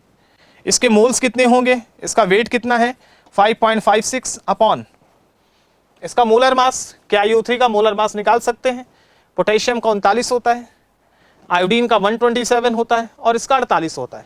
आप इसको पूरे को सॉल्व करोगे तो ये आएगा 212 ग्राम लगभग, इनटू इसका N फैक्टर, यहां से आ जाओ, इसकी नॉर्मलिटी, इसकी मोलरिटी दी है और देखिए तो इसकी नॉर्मलिटी कितनी हो जाएगी, नॉर्मलिटी होगी molarity into N factor, molarity है 1 और N फैक्टर आप देखिए इसका कितना आ रहा है, ये आ रहा है, इसका N फैक्टर 2 आ रहा है, यानी कि नॉर्मलिटी होगी 2, 1 × 2 यानी कि 2, यानी कि मोलरिटी 1 है तो नॉर्मलिटी 2 होगी, है ना, 1 × 2, यानी कि इसकी जो नॉर्मलिटी है दैट विल बी 2, तो यहां से ये 2 आ गया। और रही बात इसका वैल्यूम, तो वैल्यूम कितना यूज हो रहा, 65 ml, लीटर में बनाओगे डिवाइडेड बाई 1000 करोगे, कुल मिला के पूरा सवाल ये सॉल्व हो गया। आप ध्यान से देखो, पूरा इक्वेशन सॉल्व हो गया, मतलब बहुत इजी सवाल है। अगर आपको इक्विवेलेंस रिलेशन आता है तो सवाल को बहुत आसानी से सॉल्व किया जा सकता है, और ये क्वेश्चन आपका सॉल्व हो गया। फाइनली आप इसको सॉल्व कर लो, आप इसको सॉल्व कर लो, आपको वैल्यू मिल जाएगी। यहां से आप सॉल्व करोगे तो देखना कि जो n फैक्टर है उसकी वैल्यू 5 के बराबर ही आएगी लगभग, n फैक्टर इज 5। और यहां से देखो ये n फैक्टर ऑफ i3 कितना है, 5 माइनस एक्स है, ये देखो 5 माइनस एक्स है, तो 5 माइनस एक्स बराबर क्या है 5, यानी कि x बराबर क्या है 0। इसका मतलब है कि x की वैल्यू 0 है, x की वैल्यू 0, इसका मतलब ये है कि यहां पर जो आयोडीन है, आयोडीन में इसकी ऑक्सीडेशन स्टेट 0 होगी, यानी कि जो फाइनल प्रोडक्ट बनेगा उसमें आयोडीन की ऑक्सीडेशन स्टेट 0 होगी, यानी कि हमारा जो फाइनल आंसर है दैट विल बी 0। और यही आपसे सवाल पूछ रहा है कि what will be the oxidation state of iodine in the final product, so your answer will be 0। Integer type का क्वेश्चन है, आपको मिल गया कि आंसर आपका 0 होगा। तो देखो बढ़िया सवाल था, एक तरह से आयोडोमेट्रिक टाइट्रेशन की तरह का सवाल है।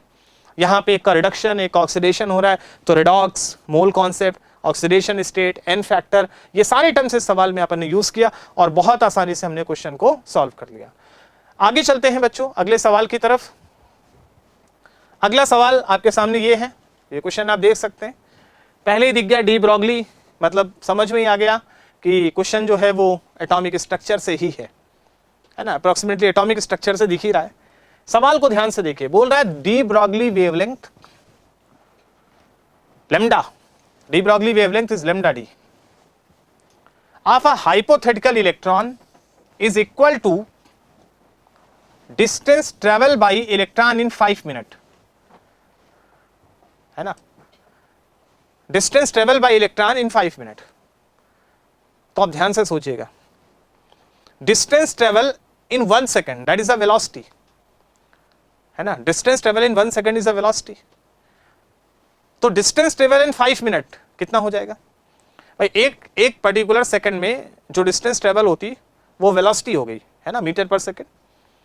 तो 5 मिनट में कितनी डिस्टेंस ट्रेवल होगी, तो अगर आप ध्यान से देखिए तो 5 मिनट में डिस्टेंस ट्रेवल होगी v इंटू 5 इंटू 60 सेकंड, ये आएगा 60, 5 मिनट यानी कि 5 इंटू 6 भाई, एक सेकंड में वो v वेलोसिटी उसकी, distance travel per unit time is v, तो टोटल 5 मिनट यानी कि 300 सेकंड में जो डिस्टेंस ट्रेवल होगा दैट इज अ 300 v। और ये कह रहा है, तो एक तरह से मतलब पहली लाइन से आपको पता चल गया कि जो डी ब्रॉगली वेवलेंथ है वो 300 टाइम्स ऑफ वेलोसिटी है। ये आपको डेटा दिया है पहली लाइन से, देखो कितना इंटरेस्टिंग तरीके से डेटा दिया है ना। देखो मतलब सवाल को पकड़ो, क्या कह रहा है, बोला देन, आगे क्या कह रहा है, बोला देन डी ब्रॉगली वेवलेंथ की वैल्यू क्या होगी, लैम्डा पूछ रहा है। और बेटा यही लैम्डा पूछा जा रहा है, लैम्डा निकालना है, हो गया सवाल। डी ब्रॉगली वेवलेंथ लैम्डा पूछ रहा है और लैम्डा की वैल्यू 300 v के बराबर है, ऐसा सवाल कह रहा है। तो बेटा यहां से सीधे सीधे आपको पता है डी ब्रॉगली वेवलेंथ का फार्मूला h/m होता है, आप इसको सॉल्व कर लो। Lambda D is equal to निकालना है h/m और वेलोसिटी v को लैम्डा के टर्म्स में रख दो, तो ये कितना आ जाएगा, v को लैम्डा के टर्म्स में रखोगे तो लैम्डा d/300 आएगा। बेटा इसको केवल सॉल्व करना, इस इक्वेशन को केवल सॉल्व करना। अब तो सिंपल मैथमेटिक्स बची, ये लैम्डा इधर आ जाएगा, लैम्डा डी स्क्वायर, ये ऊपर बचेगा 300h/m, इक्वेशन ये होगी। फाइनली जो डी ब्रॉगली वेवलेंथ है उसकी वैल्यू √300h/m आ जाएगी। सारी वैल्यू को ही तो रिप्लेस करना है, आंसर आ जाएगा। मास ऑफ इलेक्ट्रॉन आपको क्वेश्चन में दिया है, देख लो आप। तो यहां से जो डी ब्रॉगली वेवलेंथ है lambda D is equal to what, √300, h की वैल्यू कितना 6.62 इंटू 10 की पावर -34 जूल सेकंड होता है। Mass of electron this is 9.1 into 10 की पावर -31 किलोग्राम। इस पूरे इक्वेशन को मैथमेटिक्स है, इसको सॉल्व करना है और बेटा इसको सॉल्व करके देखना, अप्रोक्सीमेटली ये वैल्यू 0.468 आ जाएगी और इस तरह से फाइनल आपका बेटा आंसर आ जाएगा। डी ब्रॉगली वेवलेंथ की वैल्यू 0.468 मीटर के आसपास आएगी और इस तरह से फाइनली ये आपका आंसर आ गया। तो इसमें आपको ऑप्शन देखना है, कौन सा ऑप्शन दिख रहा है, तो ऑप्शन नंबर 3 दिख रहा है, यानी कि 0.468। तो देखो इस पूरे सवाल में क्या डिफिकल्ट है, ये एडवांस का सवाल है, उसी से मिलता जुलता सवाल है, अच्छे सवाल हैं बट कुछ खास नहीं है ना। और आपको x इंटू वाई के फॉर्म में पूछा जा सकता है ना, कि x इंटू वाई के फॉर्म में पूछा जा सकता है, जैसे यही चीज इंटीजर के फॉर्म में पूछा जा सकता, तो यही आंसर आप ऐसे भी तो लिख सकते थे। अगर आप देखें तो इसको लिख सकते थे कितना, 468 इंटू 10 की पावर -3 लिख सकते थे, है ना। ये वैल्यू आपको x इंटू 10 की पावर -y दी जा सकती थी, है ना, एक्स और वाई की वैल्यू पूछी जा सकती थी। तो मतलब सवाल है वो कैसे भी फ्रेम किया जा सकता है, आपको समझना है कि क्वेश्चन को कैसे अटेम्प्ट करना है, कैसे लगाना है। और आप देखोगे बस यही सबसे इंपॉर्टेंट बात थी, ये जो दिख रहा है ना आपको, यही सबसे इंपॉर्टेंट बात थी।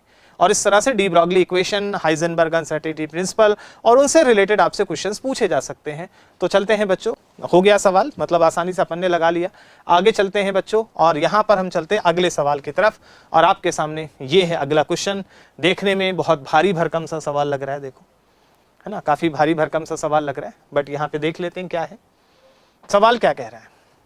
सवाल ये कह रहा है कि आपके पास एक रिएक्शन है, यहां से देखिए, consider the following sequential balance reaction.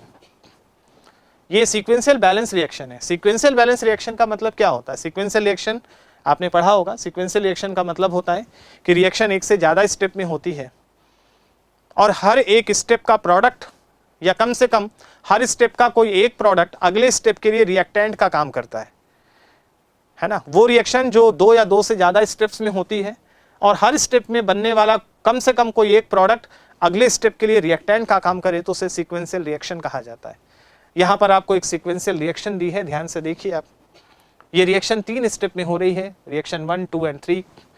पहले स्टेप में A प्लस B से C बन रहा है। पहले स्टेप का प्रोडक्ट क्या है? C है। अगले स्टेप में ये C यहां पे आ रहा है, ये B से रिएक्ट करके D बना रहा है। अगले स्टेप में D यहां पे आ रहा है और ये E से रिएक्ट करके P बना रहा है। ये है। इस सवाल में एक और बात आपसे कही गई, क्या कि इसमें यील्ड भी दी है ना, परसेंटेज यील्ड।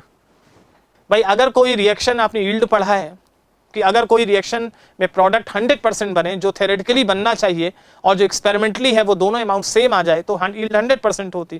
क्योंकि थ्योरी के हिसाब से जो प्रोडक्ट बनता है और प्रैक्टिकली जो बनता है उसमें एक कॉमन डिफरेंस हमेशा आता है। बट जनरली हम स्टोइकोमेट्री में पढ़ते हैं कि यील्ड 100%, तो 100% यील्ड का मतलब है कि प्रोडक्ट थ्योरेटिकली जो बन रहा है वो सही है।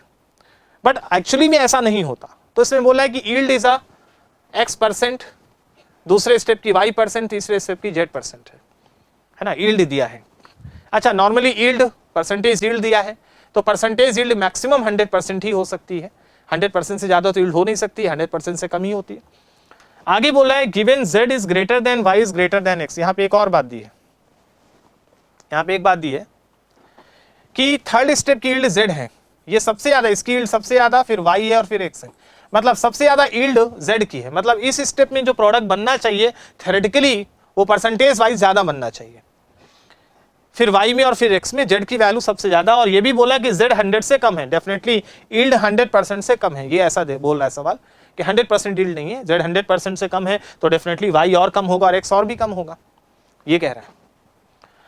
आगे बोल रहा है कि on the basis of this information and assuming the limiting region is the reactant left unreacted is smaller concentration, select the correct statement, है ना। यहाँ पे बोल रहा है इस इंफॉर्मेशन के बेसिस पर limiting region is the reactant left unreacted in smaller concentration, select the correct statement, है ना। करेक्ट स्टेटमेंट बताना है इस सवाल को। देखिए मतलब इसमें देखा जाए तो लिमिटिंग रीजेंट है, सीक्वेंशियल रिएक्शन है, परसेंटेज यील्ड है, ये तीनों बातों को मिलाकर एक घुमा फिरा के एक सवाल बनाया गया है। इसमें पूछा जा रहा है कि C is the limiting reagent in reaction 2। Reaction 2 का लिमिटिंग रीजन C है, ऐसा बताना हो तो चेक करना पड़ेगा। E is the limiting reagent of reaction 3, इस स्टेप का लिमिटिंग रीजन E है, वो भी देखना पड़ेगा बेटा। D is the limiting reagent in the reaction 3, इस रिएक्शन का लिमिटिंग रीजन 3 है, तो चेक करना पड़ेगा।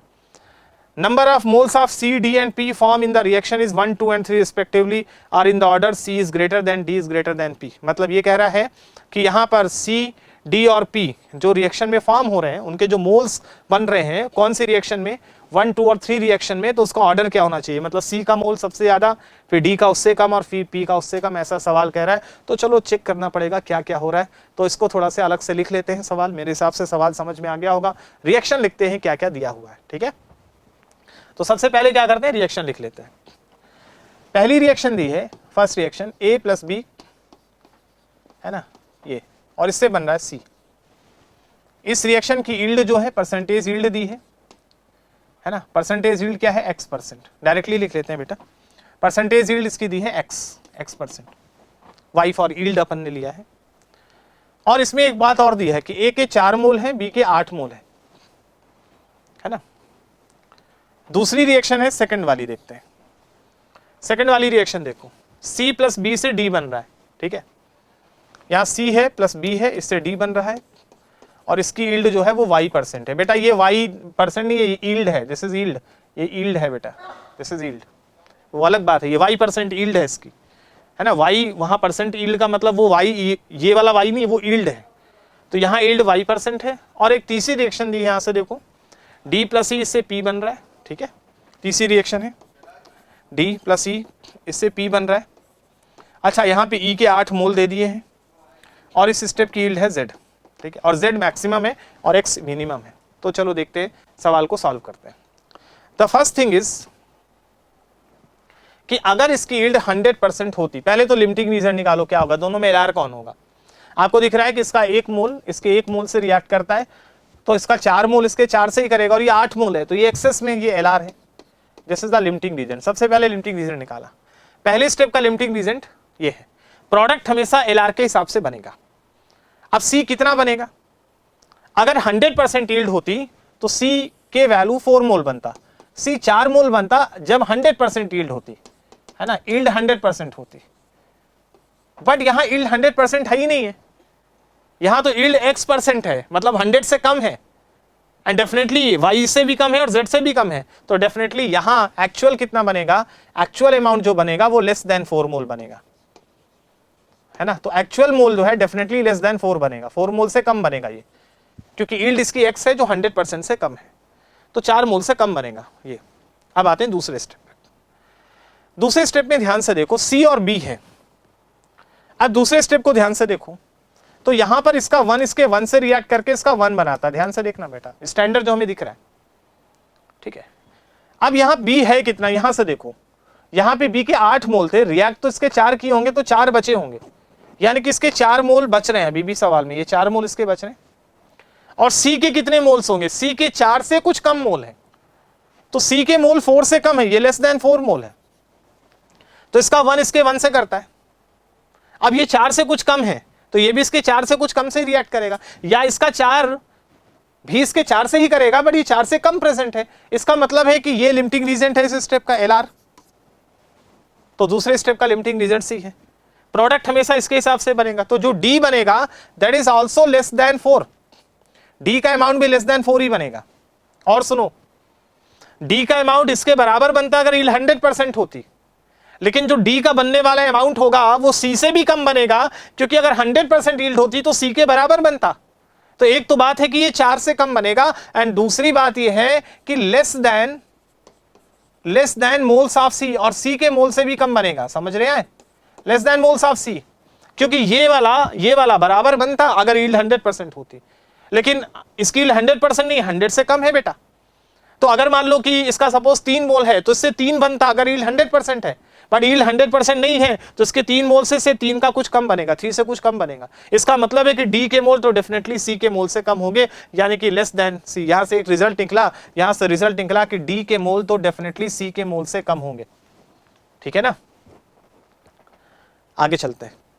अब यहां से D यहां पे आ गया, ये D यहां पे आ गया, और यहां पे जो D के मोल है वो 4 से कम ही है, और यहां E 8 है, ये लेस देन 4 है, ये 8 है, इसका 1 इसके 1 से करता है, तो इसका अगर 8 होता तो इसका 8 चाहिए होता, स्टोइकोमेट्रिक कोफिशिएंट 1 है तो इसका 8 होता तो इसका 8 ही चाहिए होता, बट ये 4 से भी कम है, तो यही लिमिटिंग रीजन है, ये LR है, प्रोडक्ट बनता P C से बनेगा, तो P भी डेफिनेटली लेस देन 4 बनेगा, 4 से कम बनेगा। लेकिन यहां जो D का अमाउंट है उससे भी कम P का अमाउंट बनेगा, क्योंकि यील्ड 100% नहीं है बेटा, इसकी 100 से कम है यील्ड।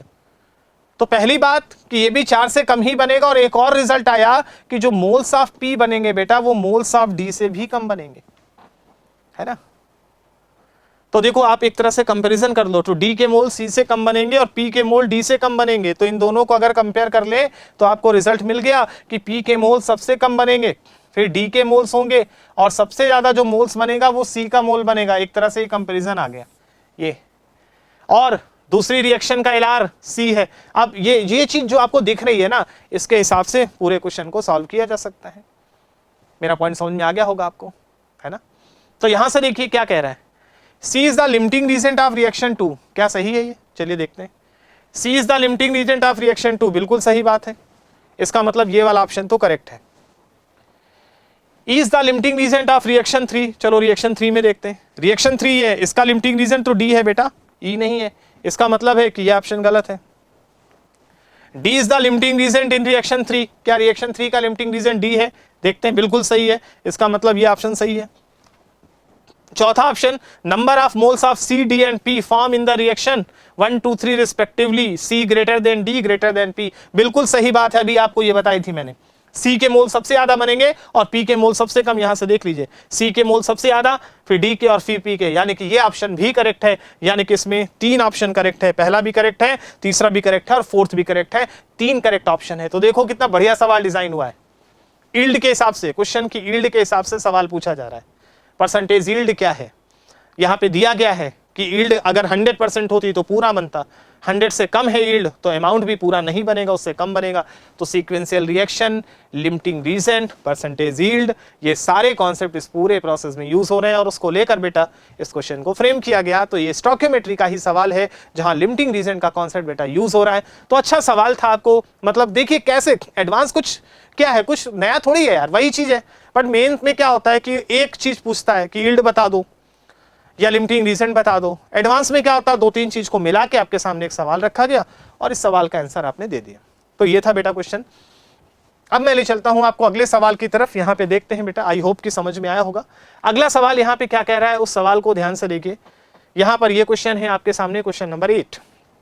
ये सवाल देखिए, पढ़ते ही समझ में आ गया होगा। हाँ देखिए, बोल रहा है 2 oleum sample A and B. सबसे पहले समझ लो ओलियम सैंपल। ओलियम क्या होता है?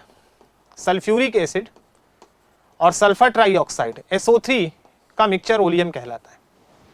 जब हम कंसंट्रेटेड सल्फ्यूरिक एसिड में SO3 डालते हैं तो ओलियम बनता है। और इस ओलियम में जब हम वाटर डालते हैं, थोड़ी सा बेसिक ब्रीफ समझा रहा हूं क्या हो रहा है। जब हम वाटर डालते हैं तो ये वाटर क्या करता है, ये जो वाटर है ये फ्री SO3 से रिएक्ट करके H2SO4 बना लेता है। तो कुछ H2SO4 पहले से है ना, ये इनिशियली प्रेजेंट है, और कुछ नया H2SO4 बनेगा जब वाटर से रिएक्ट करेगा। यानी कि H2SO4 दो पार्ट में बनेगा, एक तो पहले था H2SO4 प्लस एक H2SO4 न्यू बनेगा नया। और ये जो टोटल बनेगा, ये जो टोटल अमाउंट बनेगा सल्फ्यूरिक एसिड का, ये जो टोटल सल्फ्यूरिक एसिड का अमाउंट बनेगा, इसी को परसेंटेज लेवलिंग कहा जाता है। जो टोटल अमाउंट इसका बनता है, यहां से इसका जो टोटल अमाउंट बनेगा, इसी टोटल अमाउंट को परसेंटेज लेवलिंग कहा जाता है। ध्यान से देखिएगा बेटा, इसी को परसेंटेज लेवलिंग कहा जाता है। क्लियर? बेसिकली इसकी डेफिनेशन होती है कि अगर 100 ग्राम ओलियम है, 100 ग्राम ओलियम, 100 ग्राम ओलियम, तो 100 ग्राम ओलियम में वाटर मिलाने के बाद टोटल कितना सल्फ्यूरिक एसिड बन रहा, वही लेवलिंग कहलाती, परसेंटेज लेवलिंग।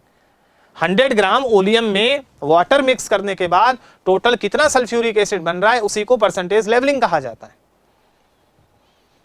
जैसे मान लीजिए कि अगर मान लीजिए कि वाटर का 1 मोल रिएक्ट कर रहा है, 1 मोल, तो SO3 का भी 1 मोल होगा। 1 मोल वाटर का वेट 18 ग्राम होता है, 1 मोल SO3 का वेट 80 ग्राम होता है।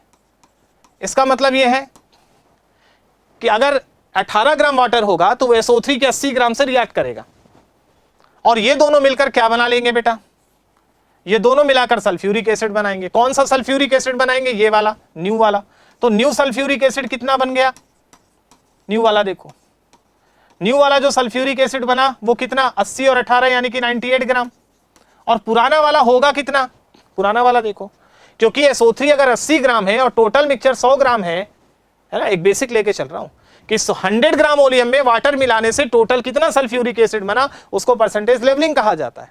मान लिया जाए कि 18 ग्राम वाटर रिएक्ट कर रहा है तो डेफिनेटली SO3 80 ग्राम होगा, क्योंकि 1 मोल वाटर 1 मोल SO3 से रिएक्ट करेगा, 1 मोल SO3 का वेट 80 ग्राम होगा, तो 18 ग्राम 80 ग्राम से रिएक्ट करके 98 ग्राम यानी कि 98 ग्राम का फॉर्मेशन कर रहा होगा। अब बेटा ये अगर 80 ग्राम है तो ये तो पता चल गया ना कि ये वाला H2SO4 20 ग्राम ही होगा। तो 20 ग्राम ये, यानी कि पहले सल्फ्यूरिक एसिड कितना था, 20 ग्राम था, ओल्ड वाला कितना है, 20 ग्राम है। ठीक है, तो टोटल सल्फ्यूरिक एसिड कितना बन गया, 98 ये और 20 ये, तो टोटल बेटा सल्फ्यूरिक एसिड कितना बन गया, टोटल बन गया 118 ग्राम। और बेटा जितना सल्फ्यूरिक एसिड बनेगा टोटल वही लेवलिंग कहलाती है। इसका मतलब कि अगर ऐसा कुछ होगा तो इस ओलियम की जो लेवलिंग होगी वो कितनी होगी, बोलेंगे 118% लेवल ओलियम, इसी को बोलेंगे 118% लेवल ओलियम। समझ में आई बात? और आप देखिए कि 100 से ऊपर जो भी होता है 118% लेवल ओलियम, तो 100 से ऊपर जो भी है, क्योंकि 100 ग्राम तो उसमें ओलियम है, तो 100 के ऊपर जो भी है वो वाटर होता है। और यहां देख रहे हैं आप कि वाटर 18 ग्राम, इसलिए 118% आ रहा है। अगर मान लीजिए कि ये 109% लेवल ओलियम होता तो वाटर कितना होता, 100 के ऊपर वाला, यानी कि 9 ग्राम। अगर ये 104.5% लेवल ओलियम होता तो 100 के ऊपर कितना है, 4.5, यानी कि वाटर कितना होता, 4.5 ग्राम होता। तो ये एक बेसिक कॉन्सेप्ट होता है लेवलिंग का। सवाल में आई है बात, तो आगे बढ़ने से पहले मैं थोड़ा सा मैंने आपको ये कॉन्सेप्ट बताया कि जिससे आपको थोड़ी सी क्लियरिटी आ जाए सवाल को लेकर। आगे चलते हैं, अब ध्यान से देखिए। सवाल बोला है कि 2 सैंपल है ओलियम का, एक सैंपल ए है, एक सैंपल बी है, और दोनों की परसेंटेज लेवलिंग, एक की लेवलिंग X% है, एक की लेवलिंग Y% है। दोनों की लेवलिंग अलग अलग है, ठीक है, रिस्पेक्टिवली।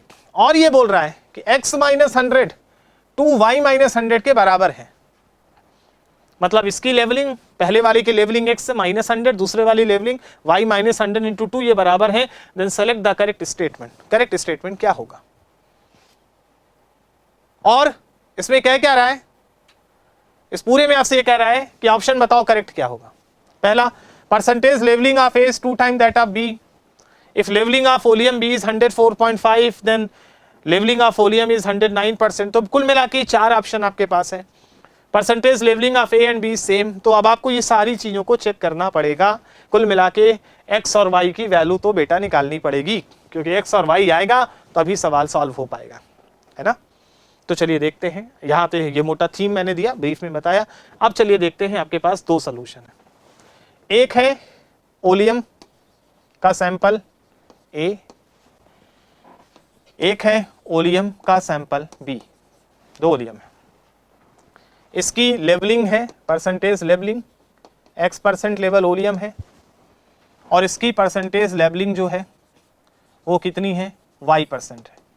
अब एक चीज देखो, अगर हमको लेवलिंग पता है तो उसमें वाटर कितना होगा निकाला। जैसे मान लो कि 109 या 118% लेवल ओलियम है ना, 118%। मान लो कि आपके पास 118% लेवल ओलियम है, ठीक है, तो उसमें वाटर कितना है, तो वाटर का अमाउंट है वो कितना है बेटा, 118 - 100, यानी कि परसेंटेज लेवलिंग को 100 से घटा दो तो वाटर का वेट आ जाता है। यही तो मतलब वो 18 ग्राम। तो यहां पर आप वाटर का वेट निकाल सकते हैं। यहां वाटर कितना होगा, आप देखो यहां से वाटर का वेट कितना आएगा। वाटर का वेट आप देखो, लेवलिंग से 100 घटा दो, ये वाटर का वेट होगा X - 100। और यहां पे वाटर कितना होगा, अगर आपसे बोला जाए यहां वाटर का वेट कितना होगा, तो बेटा लेवलिंग से, लेवलिंग कितना Y में से 100 घटा दो, ये हो गया वेट ऑफ वाटर। तो यहां वाटर का वेट Y - 100 है, यहां वाटर का वेट X - 100 है। और एक जरा पीछे जाओ तो सवाल में एक बात, एक डेटा दिया है। सवाल में कह रहा है कि X - 100 जो है वो 2 टाइम्स ऑफ Y - 100 है, ये दिया हुआ है। यानी कि पहले वाले में, यहां से देखो ये वेट ऑफ वाटर है, weight of water in oleum A is 2 times of, this is weight of water in volume B, तो 2 times of weight of water in oleum B। यहां से एक रिजल्ट आ गया, यानी कि ओलियम A में जो वाटर का वेट है और ओलियम B में जो वाटर का वेट है, A में वाटर का वेट B में वाटर के वेट से 2 गुना है। मतलब ये कि दूसरे वाले ओलियम में जो वाटर का अमाउंट होगा वो पहले वाले ओलियम में वाटर के अमाउंट का डबल होगा। ये समझ में आ गया, और ये आ गया तो आप समझ पाओगे सवाल क्या है। यहां से देखो पहला option, percentage levelling of A is 2 times that of B। बोला कि A की लेवलिंग B की लेवलिंग का 2 गुना है। नहीं, ये गलत है, वाटर 2 गुना है, लेवलिंग 2 गुना नहीं है। क्योंकि आप समझो भाई, जैसे मान लो कि एक ओलियम अगर 104.9% है, 104.5% लेवल ओलियम है, और एक ओलियम 109% लेवल ओलियम है ना, ये तो इसमें वाटर कितना है, 4.5 ग्राम है 100 के ऊपर, और इसमें वाटर कितना है, 9 ग्राम है। तो इन दोनों को अगर कंपेयर करो, इन दोनों को कंपेयर करो, तो इस वाले में वाटर का वेट कितना है 9 ग्राम, और इस वाले में वाटर का वेट कितना है 4.5 ग्राम, है ना, 4.5 ग्राम वाटर का वेट ये। तो ये वाली सिचुएशन है, ये वाली, ध्यान से देखो, ये सिचुएशन जनरेट हो रही है कि यहां पे वाटर का वेट यहां के वाटर के वेट का 2 गुना है। इसका मतलब है कि ये वाला ओलियम ये हो सकता है और ये वाला ओलियम ये हो सकता है, और इसकी लेवलिंग 109 है, इसकी लेवलिंग 104.5 है। तो भैया ये इसका डबल थोड़ी है, या ये इसका डबल थोड़ी है। इसके डबल होने का मतलब है कि लेवलिंग हो जाती है 209%। ऐसा तो नहीं है, वाटर का वेट डबल होने से ओलियम की लेवलिंग डबल नहीं हो जाती है, क्योंकि वाटर का वेट देखो डबल हो गया यहाँ पे, यहाँ 2 गुना है, लेकिन लेवलिंग कितनी हो रही है 104.5 से 109 हो रही है बेटा, लेवलिंग डबल थोड़ी हो रही है, लेवलिंग तो केवल 4.5 बढ़ रही है। समझ आ रहा है? तो इस हिसाब से अगर देखा जाए तो बोला जाए कि labelling of A is 2 times of labelling of B. बिल्कुल गलत, लेवलिंग डबल नहीं हो रही है, वाटर डबल हो रहा है। यहां देखो, if labelling of oleum B is 104.5%, then A की लेवलिंग 109% होगी। बिल्कुल सही है, क्योंकि ए में वाटर बी के कंपेयर में 2 गुना है। तो अगर बी में वाटर, ए में वाटर 9 ग्राम होगा तो बी में 4.5 ग्राम होगा। तो एक की लेवलिंग 104.5 होगी और एक की 109, यानी कि ये ऑप्शन बिल्कुल करेक्ट है। Percentage of labelling A and B same, बिल्कुल गलत, दोनों की लेवलिंग तो अलग ही होगी। चौथा ऑप्शन बोला 100 gram of B produce 100.225 Y gram of 100% pure H2SO4। चलो बात करते हैं, 100 ग्राम बी 100 ग्राम, तो कितना प्रोड्यूस करेगा भाई ओलियम, या कितना H2SO4 प्रोड्यूस करेगा? तो अगर 100 ग्राम आपने बी लिया है तो बेटा H2SO4 इतना थोड़ी बनेगा। 100 ग्राम आपने लिया है तो उसका जो अमाउंट है वो 0.2255 कैसे बन सकता है? देखो आप यहाँ पे 100 प्लस, मैं बी की बात कर रहा हूं, ये बी वाला है, 100 प्लस ये बनता है 4.5%, जैसा कि 100 4.5 होता, तो वाटर होता 4.5 ग्राम, है ना। And Y is labelling, percentage labelling की बात हो रही है ना। तो परसेंटेज लेवलिंग जो 100 प्लस 0.225 वाई बोल रहा है, बेटा ऐसा थोड़ी है भाई। अगर मान लो लेवलिंग 104 है या 104.5 है, तो क्या ये वैल्यू 100 प्लस 0.225 इंटू 104.5 के बराबर होगा क्या? बिल्कुल नहीं होगा, नहीं होगा। ये वैल्यू 104.5 कैसे आ सकती है? ये वैल्यू 104.5 नहीं आएगी। इसका मतलब है कि ये वाला ऑप्शन भी इनकरेक्ट है, यानी कि इस पूरे सवाल में एक ही ऑप्शन करेक्ट है, and the option number 2 this is the correct option. Multiple choice सवाल था, लेकिन पूरा मैंने ऑपरेशन कर दिया सवाल का, एक एक चीज मैंने आपको क्लियर करके दिखाई कि लेवलिंग क्या है, उसका ब्रीफ कैसे होता है, कॉन्सेप्ट क्या है, कैसे उसको यूटिलाइज किया जा सकता है, और इस तरह से लेवलिंग को अपन एक्सप्लेन करते हैं। लेवलिंग समझाया तभी मैं आगे बढ़ा। तो इस तरह से बेटा ये क्वेश्चन था, और अब मैं आपको ले चलता हूं अगले जेड। बहुत अच्छा सवाल है क्योंकि इसमें लेवलिंग आ गया। हमने कोशिश की है कि हम सारे सवाल को लिमिटेड सवाल ले और पूरा चैप्टर कवर हो जाए। कोशिश यही की है, लिमिटेड क्वेश्चंस ले और पूरा चैप्टर कवर हो जाए, तो वही बेटा कोशिश की है। तो ले चलते हैं बच्चों आपको अगले सवाल की तरफ, और चलिए देखते हैं कि बेटा अगला सवाल हमारा कौन सा है। तो ये है हमारे सामने अगला सवाल। तो बच्चों ये अगला क्वेश्चन है, भारी भरकम सवाल लग रहा है, इतना बड़ा सा लग रहा है, पूरा पेज भरा हुआ है, बट आसानी होगा। स्टेप बाय स्टेप ब्रेक करते हैं, सवाल आसानी होगा। देखते हैं सवाल क्या कह रहा है, आगे बढ़ते हैं। बोल रहा है कि 2.4 ग्राम ऑफ कार्बन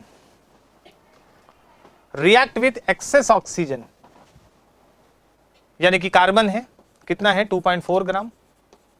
बेटा ये ऑक्सीजन से रिएक्शन कर रहा है, ऐसा बोल रहा है, ऑक्सीजन एक्सेस में, gives both CO2 and CO। Okay, oxygen से रिएक्ट करके दो चीज बना रहा है, एक स्टेप के थ्रू ये CO2 बना रहा है और एक स्टेप के थ्रू ये CO बना रहा है, ऐसा सवाल कह रहा है। As in the given reaction first and second, वो रिएक्शन दिए, पहली रिएक्शन ये, दूसरी रिएक्शन ये। CO2 इस रिएक्शन के अकॉर्डिंग बन रहा है और CO इस रिएक्शन के अकॉर्डिंग बन रहा है, ठीक है। फिर आगे क्या कह रहा है, CO produce in the reaction 2, reaction 2 में जो CO बन रहा है कौन सा, ये वाला, react with I2O5 according to the reaction number 3, यानी कि इक्वेशन नंबर 2 में जो CO बन रहा है वो इक्वेशन नंबर 3 में I2O5 से रिएक्ट कर रहा है। ये रिएक्शन चल रही है ना, completely react, and reaction 3 I2 produce in reaction 3 और इसके थ्रू I2 बन रहा है। ये जब ये रिएक्शन हो रही है, दूसरे स्टेप में जो CO बन रहा है वो तीसरे स्टेप में I2O5 से रिएक्ट करके I2 बना रहा है और CO2 बना रहा है। और आगे क्या बोल रहा है कि I2 produce in the reaction 3, मतलब थर्ड स्टेप में जो I2 बना वो कंप्लीटली रिएक्ट विथ, वो रिएक्शन कर रहा है किससे, 600 ml of 0.1 molar solution of sodium thiosulphate Na2H2O3 से रिएक्शन कर रहा है अकॉर्डिंग टू रिएक्शन नंबर 4। यानी कि थर्ड स्टेप का जो I2 बना ये Na2H2O3 से रिएक्शन कर रहा है और रिएक्शन करके ये प्रोडक्ट बना रहा है NaI प्लस Na2S4O6 बना रहा है। और कितने से रिएक्ट कर रहा है, ये रिएक्ट कर रहा है 600 ml 0.1 molar solution of sodium thiosulphate से। तो बोल रहा है कि करेक्ट स्टेटमेंट बताओ। 25% of carbon is converted into CO2। तो बोला जा रहा है कि 25% कार्बन, मतलब इसका 25% CO2 बना रहा है। तो बेटा आपको ये देखना पड़ेगा, चारों ऑप्शन चेक करने के लिए पहले इस सवाल को का ऑपरेशन करना पड़ेगा, एक एक करके देखते हैं। तो चलो एक एक करके चारों रिएक्शन को सेपरेट लिखते हैं, उससे समझ में आएगा क्या हो रहा है। पहली जो रिएक्शन है उसमें क्या हो रहा है, फर्स्ट रिएक्शन, पहली रिएक्शन में C प्लस O2, इससे बनना है CO2, ये रिएक्शन नंबर 1 है। दूसरा एक और रिएक्शन चल रही है साथ में C प्लस हाफ O2, इससे बनना है CO, ये रिएक्शन नंबर 2 है। दूसरी रिएक्शन में जो CO बन रहा है वो रिएक्ट कर रहा है तीसरी रिएक्शन में। तीसरी रिएक्शन क्या है, 5CO, यहाँ देखिए 5CO प्लस I2O5, ये I2O5 से रिएक्शन कर रहा है। प्रोडक्ट क्या बन रहा है, यहाँ से 5CO2 बन रहा है, यहाँ से ये देखिए, सॉरी ये 5CO2 बन रहा है प्लस I2 बन रहा है, प्लस यहाँ से I2 बन रहा है। ये जो I2 बना ये अब I2 किससे रिएक्शन कर रहा है, इस I2 की रिएक्शन एक अलग रिएक्शन चल रही है। और ये जो आयोडीन है ये किससे रिएक्शन कर रहा है, Na2H2O3 से रिएक्शन कर रहा है। बैलेंस रिएक्शन में दिया है ट्वाइस Na2H2O3, इससे रिएक्शन कर रहा है। इससे रिएक्शन करके प्रोडक्ट बन रहा है क्या, ट्वाइस NaI, सोडियम आयोडाइड बन रहा है, प्लस यहाँ पर एक और प्रोडक्ट बन रहा है Na2S4O6, प्रोडक्ट ये बन रहा है। ये है बेटा, ऐसा चल रहा है, ठीक है। बहुत ध्यान से समझना, तुमको ये बताना है कि कितना कार्बन, कितना परसेंट कार्बन CO2 बना रहा है। टोटल कार्बन आपने देखा था शुरू में, टोटल कार्बन 2.4 ग्राम है। तो बेटा यहां से शुरुआत, सवाल को यहां से शुरू करते हैं, क्योंकि डेटा आपको केवल इसी जगह का दिया हुआ है। इसकी मोलरिटी 0.1 दे दिया और इसका वैल्यूम दे दिया कितना, 600 ml, और इसकी आयोडीन के साथ रिएक्शन हो रही है। अच्छा, ये एक तरह का रिडॉक्स रिएक्शन ही चल रहा है। देखो ये आयोडीन 0 है, यहाँ पे -1 है। तो बेटा आप इसका n फैक्टर देख सकते हो, इसका n फैक्टर कितना आएगा, 2 आएगा, 2 × 0, 2 × -1। सिमिलरली यहाँ पे सल्फर की ऑक्सीडेशन स्टेट देखो 2 है और यहाँ पे 2.5 आएगी। तो यहाँ से आप इसका भी n फैक्टर निकाल सकते हो। इसका n फैक्टर आएगा 2 × 2 और -2 × 2.5, यानी कि इसका n फैक्टर आएगा 1 का, सोडियम थायोसल्फेट का। अब इसका n फैक्टर 1 है बेटा, तो इसकी नॉर्मलिटी 0.1, इसकी मोलरिटी 0.1 है, तो बेटा इसकी नॉर्मलिटी भी 0.1 हो जाएगी, क्योंकि n फैक्टर 1 है। इस वाले का n फैक्टर 2 है, तो इससे डायरेक्टली हम आयोडीन के मोल्स निकाल सकते हैं, क्योंकि इसके और इसके बीच में जो रिएक्शन हो रही है। अब यहाँ तो simply law of chemical equivalence लगा सकते हैं कि आयोडीन जो है सोडियम थायोसल्फेट से रिएक्शन कर रहा है, दोनों के ग्राम इक्विवेलेंट बराबर होंगे। तो ग्राम इक्विवेलेंट बराबर होंगे तो दो चीज से लिखा जा सकता है, आयोडीन के मोल्स इनटू इसका n फैक्टर बराबर इसके ग्राम इक्विवेलेंट को इसकी नॉर्मलिटी इनटू इसका वैल्यूम लिखा जा सकता है। जो दिया है उसके हिसाब से ग्राम इक्विवेलेंट लगा सकते हैं, क्योंकि ग्राम इक्विवेलेंट का फार्मूला नॉर्मलिटी इनटू वैल्यूम भी होता है, मोल इनटू n फैक्टर भी होता है। इसके मोल्स सही है इसलिए हमने मोल इनटू n फैक्टर लगा दिया। इसके मोल्स कितने हो जाएंगे वो निकाल सकते हो। इसका n फैक्टर कितना आ रहा है 2, इसकी नॉर्मलिटी कितना है 0.1 और इसका वैल्यूम कितना है 600/1000 है, ये आ गया। तो डायरेक्टली आप यहां से देखो तो आयोडीन के मोल्स आ जाएंगे और डायरेक्टली आयोडीन के मोल्स, ये वैल्यू 1000.6 होगा, ये 0.06 होगा और ये वैल्यू आएगी 0.03, यानी कि आपको पता चल गया आयोडीन के 0.03 मोल बनेंगे, यानी कि यहाँ पे आयोडीन के 0.03 मोल रहेंगे। सवाल को रिवर्स डायरेक्शन में लेके चला जा रहा है, आयोडीन के 0.03 मोल रहे होंगे। ये आयोडीन कहां से आया है, यहां से आया है। यहां आयोडीन कितना है 0.03 बना होगा, किससे बना है, CO से बना है। 5 मोल से 1 मोल आयोडीन बन रहा है, तो 0.03 मोल बनने के लिए CO के मोल्स आ जाएंगे 5 times of the moles of iodine, यानी कि ये डायरेक्ट वैल्यू आ गई कितना 0.15, यानी कि कार्बन मोनोऑक्साइड के 0.15 मोल्स रहे होंगे यहाँ पे। ये वाला CO कहां से आया है, यहां से आया है, इस जगह से, है ना। यानी कि जो दूसरी रिएक्शन में CO है वो कितना होगा 0.15 मोल, है ना, 0.15 मोल CO। ये किससे बना? कार्बन से, तो इसके 1 मोल कार्बन से 1 मोल CO बन रहा है, तो 0.15 मोल अगर CO बना है तो डेफिनेटली कार्बन के भी कितने मोल्स होंगे? 0.15 मोल्स होंगे। अब इससे बेटा देख लो कार्बन के मोल्स आ गए तो कार्बन का वेट निकाला जा सकता है। वेट ऑफ कार्बन 0.15 इंटू 12, आप इसको सॉल्व कर लो, 1.8 ग्राम आएगा। यानी कि यहां जो कार्बन है वो 1.8 ग्राम होगा, और यहां जो CO बनेगा वो कितना, उसका वेट भी निकाल सकते हो। CO का वेट कितना बना होगा? 0.15 इंटू 28, ये आ जाएगा इसका वेट। और आप देख लो हो गया सवाल बेटा। यहां कार्बन 1.8 ग्राम यूज हो रहा है, टोटल कार्बन कितना था? टोटल कार्बन था 2.4 ग्राम। सवाल कह रहा है इसमें से जो CO बन रहा है इसमें कार्बन 1.8 ग्राम जा रहा है, तो जो CO2 बना होगा मतलब इस, तो यहां कितना कार्बन होगा? 2.4 से घटा दो, यानी कि कितना? 0.6 ग्राम, है ना। यानी कि यहां जो CO2 बन रहा है वो केवल 0.6 ग्राम कार्बन से ही तो बनेगा, और 0.6 ग्राम टोटल कार्बन का 25% ही तो है। यानी कि इस कार्बन का 25%, यहां से देखो 25% कार्बन CO2 बना रहा होगा और 75% कार्बन CO2 बना रहा होगा। हो गया सवाल, यही था सवाल।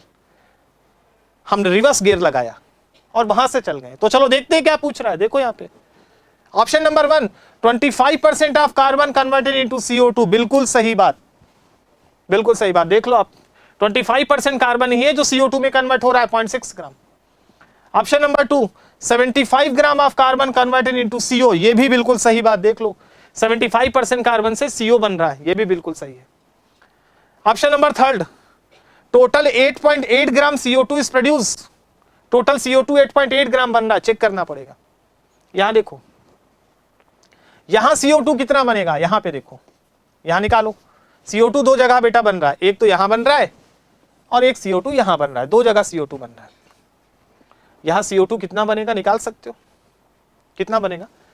अगर आप ध्यान से देखो 0.6 ग्राम, अगर ये 12 ग्राम होता, 12 ग्राम, तो CO2 44 ग्राम बनता है ना। तो 0.6 ग्राम से CO2 कितना बनेगा? 44 इंटू 0.6 डिवाइडेड बाई 12, इतने ग्राम CO2 यहां से बनेगा। सिमिलरली यहां CO2 कितना बनेगा वो देख लो आप, यहां देखो CO से बन रहा है। आप देखो 0.15 मोल अगर CO है, 5 से 5 CO2 बन रहा है, तो 0.15 मोल CO है, तो यहां CO2 के 0.15 मोल बनेंगे। तो यहां से CO2 का वेट निकाल सकते हो। यहां जो CO2 बनेगा वो कितना? 0.15 इंटू 44 ग्राम, ये बनेगा। यानी कि CO2 दो जगह बन रहा है, यहां से बन रहा है इतना और यहां से बन रहा है इतना, दोनों को जोड़ दो, ठीक है, दोनों को जोड़ दो, सॉल्व कर लो, आपको आंसर मिल जाएगा। यही आपको करना है। ये वैल्यू लगभग आएगी 2.2 ग्राम और ये वैल्यू लगभग आएगी 6.6 ग्राम, दोनों को जोड़ लो तो 8.8 ग्राम ही आ रहा है। इसका मतलब जो थर्ड वाला ऑप्शन था, टोटल 8.8 ग्राम CO2 ऑब्टेन, ये भी बिल्कुल सही है, ये भी ऑप्शन करेक्ट है। 8.8 ग्राम CO2 ही बनेगा। चौथा option, amount of CO2 produce in the reaction first is more than reaction third. सवाल में कह रहा है कि फर्स्ट रिएक्शन में CO2 2.2 ग्राम बन रहा है, थर्ड रिएक्शन में 6.6 ग्राम बन रहा है, थर्ड रिएक्शन में CO2 ज्यादा बन रहा है। इस वाले में क्या बोल रहा है? थर्ड रिएक्शन में कम बन रहा है। इसका मतलब है कि फोर्थ ऑप्शन भी गलत हो गया। इसका मतलब है कि इसके 3 ही ऑप्शन करेक्ट होंगे, पहला, दूसरा और तीसरा। मल्टीपल चॉइस क्वेश्चन से अच्छा सवाल है। और देखो इसमें कितना बढ़िया से रेडॉक्स यूज हुआ, स्टोइकियोमेट्री यूज हुई, अपोजिट डायरेक्शन में सवाल को सॉल्व किया। सवाल की शुरुआत यहां से की, फिर हम यहां आए, फिर यहां आए और हम फिर यहां आए, और इस तरह से बेटा ये क्वेश्चन था, नेक्स्ट क्वेश्चन था। और अब मैं आपको अगले क्वेश्चन की तरफ ले चलता हूं और देखते हैं 10th क्वेश्चन जे एडवांस लेवल पे। देख लो आपके सारा मतलब क्वेश्चंस वो लिया गया जिससे पूरा चैप्टर हो जाए। तो बच्चों अब चलते हैं नेक्स्ट क्वेश्चन की तरफ और नेक्स्ट क्वेश्चन देखते हैं हमारा क्या है। This is the question number 10। Question number 10 को देखिए तो यहाँ पर रेडॉक्स रिएक्शन और मोल कॉन्सेप्ट का एक अच्छा सा यूज है। अगर आप सवाल को पढ़ें ध्यान से तो सवाल आप क्या कह रहा है, आपसे बोल रहा है कि प्योर Na2C2O4 यानी कि सोडियम ऑक्सिलेट और यहाँ पर पोटेशियम हाइड्रोजन ऑक्सिलेट और ये है ऑक्सैलिक एसिड, इसका मिक्सचर है। मतलब ये पूरा एक कंपाउंड है, एक कंपाउंड ये है, कंपाउंड ये है, आर मिक्स्ड, दोनों को मिक्स कर लिया गया। And 1 gram mixture react separately, इसका टोटल दोनों मिक्सचर का जो नेट वेट है वो 1 ग्राम है। इसकी रिएक्शन कराई गई separately with equal volume of 0.1 molar KMnO4। मतलब एक बार इस पूरे मिक्सचर की रिएक्शन 0.1 मोलर KMnO4 से कराई गई और दूसरे बार इसकी रिएक्शन कराई गई 0.1 मोलर सोडियम हाइड्रोक्साइड से। मतलब 1 ग्राम मिक्सचर है, एक बार उसकी रिएक्शन KMnO4 से कराई गई एसिडिक मीडियम में, और दोबारा उसी 1 ग्राम मिक्सचर की रिएक्शन सोडियम हाइड्रोक्साइड से कराई गई। रिएक्शन कराने पे क्या रिएक्शन हो रही है वो देखिए यहाँ पे दिया है। जैसे सोडियम ऑक्सिलेट KMnO4 से रिएक्शन करता है तो प्रोडक्ट बनता है sodium sulphate, potassium sulphate, manganese sulphate. और ये वाला कंपाउंड जब रिएक्शन करता है KMnO4 से तो यहाँ पर भी रेडॉक्स रिएक्शन ही हो रही है। यहाँ बन रहा है potassium sulphate, water, MnO4 and CO2। ये इस तरह से एक रिएक्शन चल रही है। अब इस रिएक्शन में ये इस रेडॉक्स रिएक्शन दी है, KMnO4 के साथ रिएक्शन दी है, इसमें NaOH के साथ रिएक्शन नहीं दी गई है, क्योंकि वो क्या है वो तो बहुत आसानी से अपन समझ सकते हैं, इसीलिए KMnO4 के साथ यहाँ पे रिएक्शन दी गई। ऑप्शन देखते हैं क्या पूछ रहे हैं। ऑप्शन में पूछा जा रहा है कि moles of sodium oxalate in mixture is 5.5 time that of KHC2O4H2C2O4, यानी कि इसका मोल इसके मोल का 5.5 टाइम्स है। तो इसका मतलब है कि पहले ऑप्शन से ही क्लियर हो गया कि हमें उस पूरे मिक्सचर में इसके मोल्स और इसके मोल्स फाइंड करने पड़ेंगे। दूसरे पॉइंट में देखिए तो बोला है कि mass of Na2C2O4 in the mixture is 3.38 times of that of this, यानी कि कुल मिला के आपको दोनों के मोल्स पता चल जाएंगे तो दोनों का मास भी पता चल जाएगा। तीसरे ऑप्शन में बोल रहा है कि mass of Na2C2O4 in the mixture is 0.71 ग्राम, मतलब यहाँ पे भी मास पूछ रहा है। चौथे ऑप्शन में mass of KHC2O4.H2C2O4 that is 0.382 ग्राम, यानी कि ओवरऑल हमारा टारगेट हमें दिख रहा है कि हमें दोनों के मोल्स चाहिए और दोनों का मास चाहिए। बस अपना सवाल यही है, एक बार उसका न्यूट्रलाइजेशन किया जा रहा है 0.1 मोलर KMnO4 के साथ और दूसरी बार न्यूट्रलाइजेशन हो रहा है NaOH से। अच्छा, यहाँ पे एक और चीज़ देख लो, जब ये न्यूट्रलाइजेशन चल रहा है तो जरा N फैक्टर की भी बात कर लेते हैं। जैसे यहाँ रेडॉक्स रिएक्शन है तो यहाँ पे Mn+7 स्टेट में आ रहा है और Mn+2 में जा रहा है, मतलब यहाँ पर KMnO4 का N फैक्टर एसिडिक मीडियम में आपको वैसे पता भी है कि इसका N फैक्टर 5 आ रहा है। सिमिलरली इस रिएक्शन में यहाँ कार्बन की ऑक्सीडेशन स्टेट +3 है और इस वाले में आप देखो तो कार्बन की ऑक्सीडेशन स्टेट CO2 बन रहा है, ये +4 में आ रहा है। अगर आप इसका N फैक्टर निकालोगे तो इसका भी नेट N फैक्टर कितना आ जाएगा, ये कार्बन है, इसका N फैक्टर देखो तो 2 × 3 इधर आएगा और उस तरफ आएगा 2 × 4, यानी कि इसका जो नेट N फैक्टर आएगा वो आएगा 2, यानी कि इसके लिए जो N फैक्टर है दैट इज 2। तो इस रिडॉक्स रिएक्शन के लिए आपने N फैक्टर निकाल लिया, इसका N फैक्टर 2 आ रहा है। सिमिलरली यहाँ देखिए इस वाले में जब ये रेडॉक्स रिएक्शन चल रही है तो बहुत ध्यान से देखिएगा कि इस पूरे प्रोसेस में क्या हो रहा है कि Km यहाँ पे Mn किस स्टेट में है, फिर से देखो Mn यहाँ पे किस स्टेट में है आप निकाल लो, +7 है और ये MnSO4 में जा रहा है +2, तो इसके लिए N फैक्टर तो 5 का है। लेकिन जरा इसके लिए N फैक्टर चूज करो। N फैक्टर क्या होता है कि 1 मोल कोई भी कंपाउंड हो तो उसमें एलिमेंट की ऑक्सीडेशन स्टेट में कितना चेंज आ रहा है, that is the N factor. 1 मोल में एलिमेंट की ऑक्सीडेशन स्टेट में टोटल चेंज। अब अगर आप इसका 1 मोल देखिए तो इसमें हो क्या रहा है कि यहाँ भी कार्बन +3 और यहाँ भी कार्बन +3 है और ये दोनों कार्बन CO2 में जा रहा है, यानी कि यहाँ पे कार्बन +4 में आ रहा है। तो यहाँ पर जो N फैक्टर होगा कार्बन का वो क्या होगा। अब आप यहाँ पर अगर आप N फैक्टर निकालते तो जरा फाइंड करिए।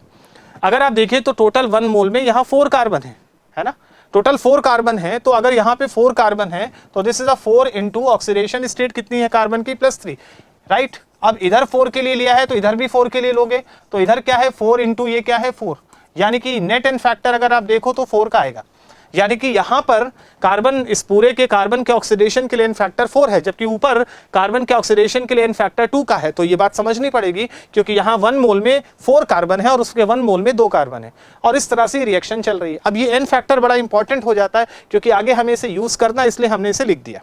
इतनी चीज क्लियर है तो मैं आपको आगे ले चलता हूँ। अब आप देखिए कि आपके पास 2 कंपाउंड आपको दिख रहा है। पहला कंपाउंड है Na2C2O4 और दूसरा है KHC2O4.H2C2O4। तो चलिए देखते हैं।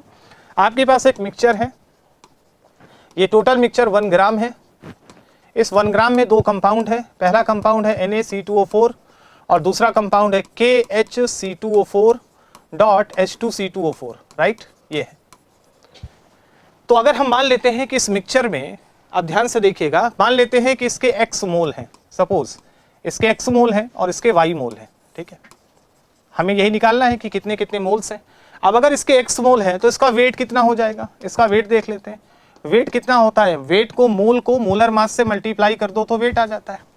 अब इसके मोल्स कितने हैं, X मोल, और इसका मोलर मास कितना होगा, Na2C2O4 का, Na2 का 46 हो जाएगा और इसका 88 हो जाएगा।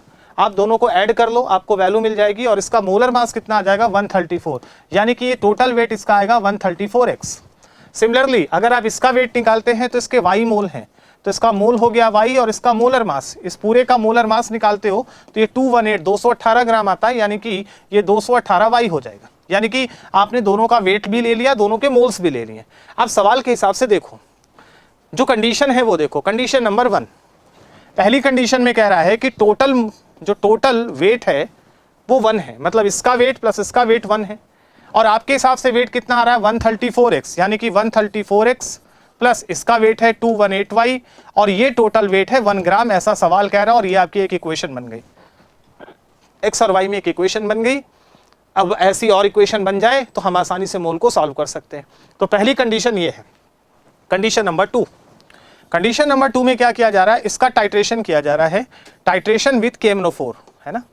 दूसरे केस में इस पूरे मिक्सचर का KMnO4 के साथ टाइट्रेशन किया जा रहा है इन एसिडिक मीडियम, जो रिएक्शन आपको मैंने अभी प्रीवियसली दिखाई थी, इन एसिडिक मीडियम। तो जब ये टाइट्रेशन आप कर रहे होगे तो इसका ग्राम इक्विवेलेंट और KMnO4 का ग्राम इक्विवेलेंट बराबर होगा, यानी कि ग्राम equivalent of Na2C2O4 plus gram equivalent of KHC2O4 dot H2C2O4, इन दोनों के ग्राम इक्विवेलेंट का सम ग्राम इक्विवेलेंट ऑफ KMnO4 के बराबर होगा, राइट। तो एक इक्वेशन आपको यहां से मिल जाएगी। अब आप ध्यान से देखिएगा, इसके ग्राम इक्विवेलेंट का मतलब इसके मोल इंटू इसका n फैक्टर, क्योंकि ग्राम इक्विवेलेंट के 3 फार्मूले होते हैं। आप ग्राम इक्विवेलेंट अगर आपको किसी भी कंपाउंड का निकालना है तो पहला कि नॉर्मलिटी को वैल्यूम से मल्टीप्लाई कर दो, या वेट को इक्विवेलेंट वेट से डिवाइड कर दो, या मोल को n फैक्टर से मल्टीप्लाई कर दो, तीनों से ग्राम इक्विवेलेंट आ जाता है। डिपेंड करता है सवाल क्या कह रहा है ना। तो यहाँ पे हमने इसके मोल्स x माने हैं और n फैक्टर अभी हमने निकाला था, इसका भी n फैक्टर 2 आया था। तो आप यहाँ से लिख सकते हो इसके मोल इंटू इसका n फैक्टर प्लस इसके मोल इंटू इसका n फैक्टर बराबर।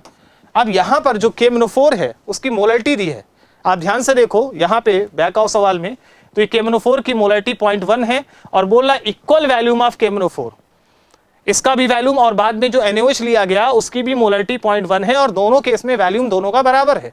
तो यहां से अगर आप देखो इस पार्ट में तो इसकी मोलरिटी दी है, इस वाले की मोलरिटी दी है 0.1 और मान लेते हैं कि इसका वैल्यूम जो है वो V है, ठीक है। तो आपको यहां पे क्या लिखना है, इसकी नॉर्मलिटी लिखना है, नॉर्मलिटी इनटू वैल्यूम, ये लिखना होगा। अब आ जाते हैं, इसके मोल्स आपने x माना, इसका n फैक्टर 2 आया है, इसके मोल्स आपने y माना है और इसका n फैक्टर कितना आया अभी आपने निकाला था, इसका n फैक्टर 4 आया है ना। यहां से देखिए, ये इस वाले केस में देखिए यहाँ पे इसका n फैक्टर इस वाले में 2 आ रहा है और इस वाले का n फैक्टर यहाँ पे इस वाले केस में देखिए तो 4 आ रहा है, राइट, ये आ रहा है। इज इक्वल टू इसकी नॉर्मलिटी, मोलरिटी दी है तो नॉर्मलिटी निकालने के लिए क्या करेंगे, मोलरिटी को n फैक्टर से मल्टीप्लाई कर देंगे। मोलरिटी कितनी है 0.1 और KMnO4 का n फैक्टर 5 है इंटू यहाँ से v, और ये एक इक्वेशन बन गई। यानी कि यहाँ से फाइनली एक इक्वेशन बन गई क्या, 2x प्लस 4y और ये बराबर आ गया 0.5v, यानी कि ये एक और इक्वेशन बन गई, इक्वेशन नंबर 2। ये दूसरी कंडीशन के थ्रू एक इक्वेशन बन गई, पहली ये बन गई, दूसरी ये बन गई। अब एक और कंडीशन दी गई है, कंडीशन नंबर 3। तीसरी कंडीशन क्या है वो देखिए। कंडीशन नंबर 3 में कहा गया कि अब आपके पास कंपाउंड है कौन सा, KHC2O4 है ना, dot H2C2O4 plus sodium oxalate है Na2C2O4। बोला गया इन दोनों की रिएक्शन आपने कराई, रिएक्शन किससे कराई, इसकी रिएक्शन आपने कराई है NaOH के साथ। तो देखिए NaOH क्योंकि बेस है तो बेस रिएक्शन करेगा किससे, NaOH दोनों में से किससे रिएक्शन करेगा, यहाँ एसिड बेस न्यूट्रलाइजेशन होगा ना कि रेडॉक्स रिएक्शन होगी। अब अगर ये बेस है तो ये रिएक्शन तो एसिड से करेगा और एसिड बेटा इसमें केवल यही है, तो रिएक्शन इससे करेगा, है ना, एसिड से। और ये जो एसिड है इसके मोल्स आपने माने हैं, इसके y मोल्स थे, इसके मोल्स y हैं। और यहाँ पर अगर आप देखो तो इसकी बेसिसिटी, एसिड की बेसिसिटी n फैक्टर होता है, तो यहाँ बेसिसिटी क्या है, कितना H प्लस दे सकता है, और H प्लस यहाँ से एक H यहाँ से मिलेगा और 2H यहाँ से मिलेगा, यानी कि बेसिसिटी 3 है, यानी कि इस केस में इसका n फैक्टर 3 आएगा। और ये NaOH से न्यूट्रलाइज हो रहा है जिसकी मोलरिटी 0.1 है और इसका वैल्यूम V है, इक्वल वैल्यूम लिया गया है दोनों केस में, KMnO4 का भी और इसका भी। तो ये वाला तो केवल इसके साथ केवल इसकी रिएक्शन होगी, इसके साथ कोई रिएक्शन नहीं होगी। तो इसका मतलब है कि यहां से जो ग्राम इक्विवेलेंट होगा, this is the gram equivalent of KHC2O4 dot H2C2O4, ये बराबर किसके होगा, ग्राम इक्विवेलेंट ऑफ NaOH के, ये हो गया।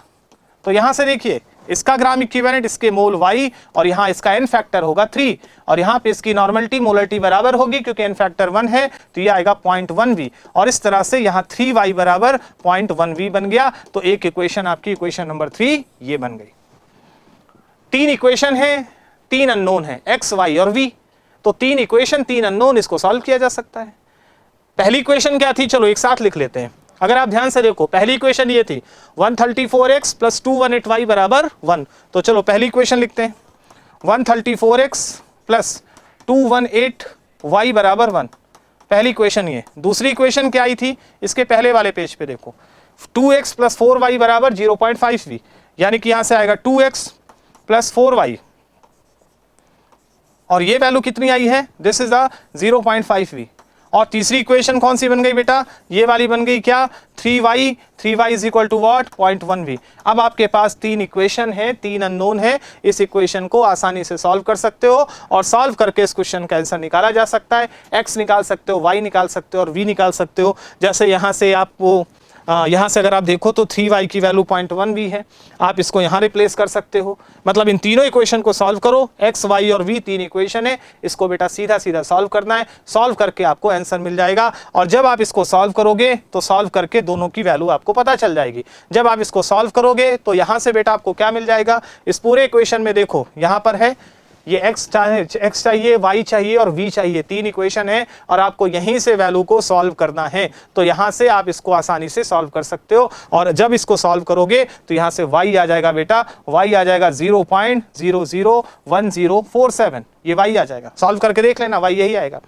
सिमिलरली आप यहाँ से x की वैल्यू भी फाइंड कर लोगे, राइट, यहाँ से x की वैल्यू फाइंड कर लोगे। आपको देखो, क्योंकि दूसरी चीज आपको क्या चाहिए बेटा, यहाँ से x चाहिए होगा, तो x की वैल्यू भी आ जाएगी, और x की वैल्यू को सॉल्व करोगे तो x की वैल्यू कितना आएगा, 0.00575 के आसपास आएगा। ये x की वैल्यू आ गई। अब y भी आ गया और x भी आ गया, तो यहाँ से वेट भी आ जाएगा। आपको इसका y का वेट निकालना है तो बेटा वेट निकाल लो। y क्या था, y कौन सा कंपाउंड था, ये वाला था, इसका मोलर मास 218 है, तो इसका जो वेट है वो कितना आ जाएगा, this is what, y into 218, ये है 218। y की वैल्यू आपने सॉल्व कर ली, y रख दोगे तो 0.001047 इंटू यहाँ से 218 कर दो, इसका वेट आ जाएगा। सिमिलरली आप इसको सॉल्व कर लो तो इसका भी वेट निकाल सकते हो, कितना है 0.00575 इसके मोल, और इसका मोलर मास x क्या था, ये था, और इसका मोलर मास कितना आया था 134, तो बेटा आप इसको भी सॉल्व कर लोगे और दोनों का वेट आ जाएगा। तो कुल मिला के देखो 3 इक्वेशन है, तीनों को रख दिया, और जब आप इस पूरी वैल्यू को सॉल्व करोगे तो आपको आसानी से ऑप्शन मिल जाएगा, वेट भी आ गया, मोल्स भी आ गया, दोनों को रिलेट कर सकते हो। अगर आप इन दोनों का रिलेशन देखो, मोल्स को रिलेट करो तो देखो x:y का रेशियो अप्रोक्सीमेटली आप देखो 5 पॉइंट समथिंग आएगा, अप्रोक्सीमेटली 5 पॉइंट समथिंग के आसपास आएगा, यानी कि इसके मोल का लगभग 5 गुना होंगे। अब ये यही सब तो सवाल पूछ रहा है, तो यहां से देखो ऑप्शन पे आ जाओ। सबसे पहले देखो ये आ रहा है, पहला सवाल था कि moles of Na2C2O4 that is x is 5.5 times that of moles of this y, यही तो आ रहा है। x और y के बीच में लगभग 5 पॉइंट समथिंग का रिलेशन आ रहा है, इसका मतलब पहला ऑप्शन करेक्ट है। Mass of Na2C2O4 in the mixture is 3.38 times of KHC2O4। आपको मोल्स आ गया, आपने यहाँ बेटा वेट निकाला, आप इस वेट को आसानी से सॉल्व कर सकते हो, और वेट को जब सॉल्व करोगे तो तुम देखोगे कि ये वाला वेट इसके 3.38 टाइम आएगा, ये ऑप्शन भी करेक्ट आएगा। तीसरा है mass of Na2C2O4 in the mixture is 0.771 ग्राम, ये वाला भी ऑप्शन सही आएगा, और ये वाला जो ऑप्शन है वो गलत आएगा, क्योंकि ये मास 0.228 समथिंग आएगा, ना कि 0.38 आएगा।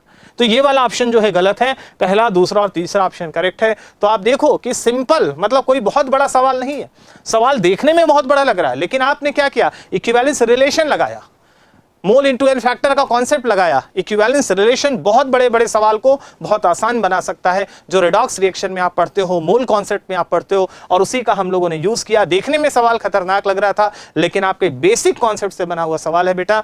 तो ये इस तरह से इस सवाल का आंसर था, और इस तरह से इस पर्टिकुलर चैप्टर में हमने मोल, रेडॉक्स और एटॉमिक, इसके मिले हुए सवाल लिए। एडवांस मेन चैप्टर को इसलिए मिलाया गया क्योंकि केवल एक चैप्टर से सवाल नहीं बनता, जब मोल्स की बात होगी तो रेडॉक्स की भी बात होगी, और इसीलिए इसको मिला के हम लोगों ने क्वेश्चंस को देखा है। और इस तरह से ये जेईई एडवांस की सीरीज में ये पहला वीडियो है जो आगे आने वाले जो एस्पायरेंट्स हैं, जेईई एडवांस के एस्पायरेंट 2026 के जो एस्पायरेंट्स हैं उनके लिए ये सीरीज स्टार्ट हुई है बेटा। ये पहली सीरीज थी जिसमें जेईई एडवांस के क्वेश्चंस आपको मिले हैं। हर हफ्ते आपको ऐसे ही वीकली सीरीज मिलती चली जाएगी। आप इसको पूरा फॉलो करिएगा तो आपका बहुत बेहतर तरीके से बच्चों रिवीजन हो जाएगा, और हमारी कोशिश होगी कि जेईई मेंस और जेईई एडवांस दोनों का हम आपको क्विक रिवीजन करा सके, इफेक्टिव क्वेश्चंस करा सके, जिसकी आपकी प्रैक्टिस बूस्ट हो सके बच्चों। तो आज का लेक्चर, इस जेईई मेल सीरीज का आज का जो लेक्चर है वो यहीं पर खत्म होता है, और इस लाइव सीरीज में हम अगले हफ्ते मिलेंगे, कुछ आगे के नए चैप्टर्स को लेके आएंगे on the basis of JEE Mains and JEE Advance. तो बच्चों आज के लिए इतना ही, बहुत बहुत धन्यवाद, नमस्कार।